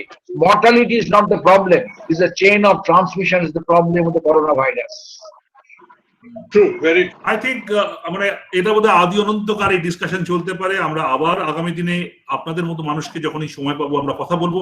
কিন্তু আজকে যেটা হলো, আমার যেটা মনে হয়, আজকে যারা 40-50 জন মানুষ আমাদের এই প্রোগ্রামটার সঙ্গে সরাসরি দেখলেন, এবং আগামী দিনে আমরা যখন ইউটিউবে দেবো, আমার ধারণা আরো বহু মানুষ দেখবেন, একটা মানে আমি বলছি কোন ধরনের পিয়ার এক্সারসাইজ নয়। আমরা তো খবরের কাগজে পিয়ার এক্সারসাইজটা বুঝি যে এটা পাবলিক রিলেশন এক্সারসাইজ, তা আমরা করিনি। আমার মনে হয় আমরা খুব থ্রেড বেয়ার ডিসকাশন করেছি। ডক্টর কুনাল সরকার আমার সঙ্গে এগ্রি করবেন। We criticise but we discuss, এবং আমরা কোনো I think we didn't have any agenda to prove যে এখানে ভালো এখানে খারাপ। I think all of us, I thankful to all three of us, you have spoken from heart. আপনারা প্রত্যেকে নিজের একেবারে হৃদয় দিয়ে কথা বলেছেন। সাধারণ মানুষ যারা শুনেছেন, আগামী দিনে যারা শুনবেন, তারা কিছু পথ নির্দেশ পাবেন। হ্যাঁ, কনফিউশন নিশ্চয়ই আছে, থাকবে, কিন্তু যে কথাটা ডক্টর মুখার্জি আপনি বললেন যে নিজে ভয় পাবেন না, মানুষকে ভয় দেখাবেন না, আমার এর থেকে বড় কথা কিছু নেই। ডেটা নিয়ে সমস্যা আছে, ডক্টর সরকার বলেছেন, ভেন্টিলেটরের সমস্যা আছে, ইনফ্রাস্ট্রাকচারের সমস্যা আছে। আমাদের দেশে 130 কোটি মানুষ, সবকিছু রাতারাতি ঠিক হয়ে যাবে না। কিন্তু এর পাশাপাশি এটাও ঠিক, আপনাদের মতো মানুষকে বলতে হবে সরকারকে, এখানকার সরকার হোক, দিল্লি সরকার হোক, যে কোথায় তারা ভুল করছেন। আর যদি ডক্টর কুনাল সরকার টুইট না করেন, তাহলে কি হতে চলেছে আজকে ইউপিতে, আগামী দিনে অযোধ্যাতে, সেটা মানুষ জানতে পারবেন না। বা আহমেদাবাদে যখন ডোনাল্ড ট্রাম্পকে নিয়ে আমরা নমস্তে ইন্ডিয়া করেছি, বা ডোনাল্ড ট্রাম্পকে নিয়ে আমরা করেছি, সেখান থেকে কি হয়েছে সেই অ্যানালিসিস হয়নি। আমি কোনো পলিটিক্যাল পার্টি, কোনো পলিটিক্যাল ডিসকোর্সের মধ্যে যাচ্ছি না। আমি সবাইকে একসঙ্গে বলছি যে বিজ্ঞানটাকে মানতে হবে। বিজ্ঞান না মেনে কিন্তু করোনাকে থামানো যাবে না। বিজ্ঞানটা, সেটা মাস্ক পরার ক্ষেত্রেও যে বিজ্ঞান আপনারা বলছেন, ফিজিক্যাল ডিস্টেন্সিং এর ক্ষেত্রে বলছেন, সবগুলোই মানতে হবে। আমার মনে হয় আজকের এই আলোচনা থেকে আমরা সবাই অসম্ভব উপকৃত হয়েছি। আমরা এটাকে ইউটিউবে লাইভে দেব, আপনাদের কাছে সেই লিঙ্ক পাঠাবো। কিন্তু আগামী দিনে এই আলোচনা আমাদেরকে চালিয়ে যেতে হবে সাধারণ মানুষের জন্য। আজকে এইটুকুই শেষ করি। We are far over time, but I consciously allowed the programme to go on, because যতটুকু উত্তর আপনাদের কাছ থেকে পাওয়া যায়, আপনাদের তো রোজ পাওয়া যাবে না। You are very very busy person, এবং এই সময় আরো thank you to all of you. যদি আর কারোর কিছু আপনাদের বলার থাকে, if you think that you want to say a one word, তাহলে আমরা সেই কথাটা আপনারা বলুন। Otherwise will conclude the programme here. যদি কিছু বলার থাকে আপনাদের তিনজনের মধ্যে কাউ, please be on board. Thank you, Joyanto, well done. Thank you. That's Thank you for organizing this. আমি স্যারকে বলবো, স্যার সুস্থ থাকুন এবং আমাদের গাইড করে যান। এখনো পর্যন্ত আছেন আমাদের উপরে তো কমে যাচ্ছে। And I can confess that my ignorance is a little bit reduced at the end of the evening. Thank you. Doctor Mukherjee, আপনি তো শুধুমাত্র একজন চিকিৎসক, আমি শিখিয়েছি এবং এটাই করে যাব যে মানুষের জন্য মানুষ, এবং মানুষের সেবা করতে পারবে। আপনাদের কোঅপারেশন, সহযোগিতা বিশেষভাবে দরকার। প্রাইভেট পাবলিক ভেবে লাভ নেই, মানুষ প্রথমে, তারপরে প্রাইভেট আর পাবলিক। একেবারে মানুষ সবার বড় মনুষ্যত্ব তাহার উপর নাই, এর থেকে বড় কথা আর হয় না। এই কথাতেই শেষ করবো। Be well. সবাইকে Be ধন্যবাদ। safe. Thank you. I think you can log of.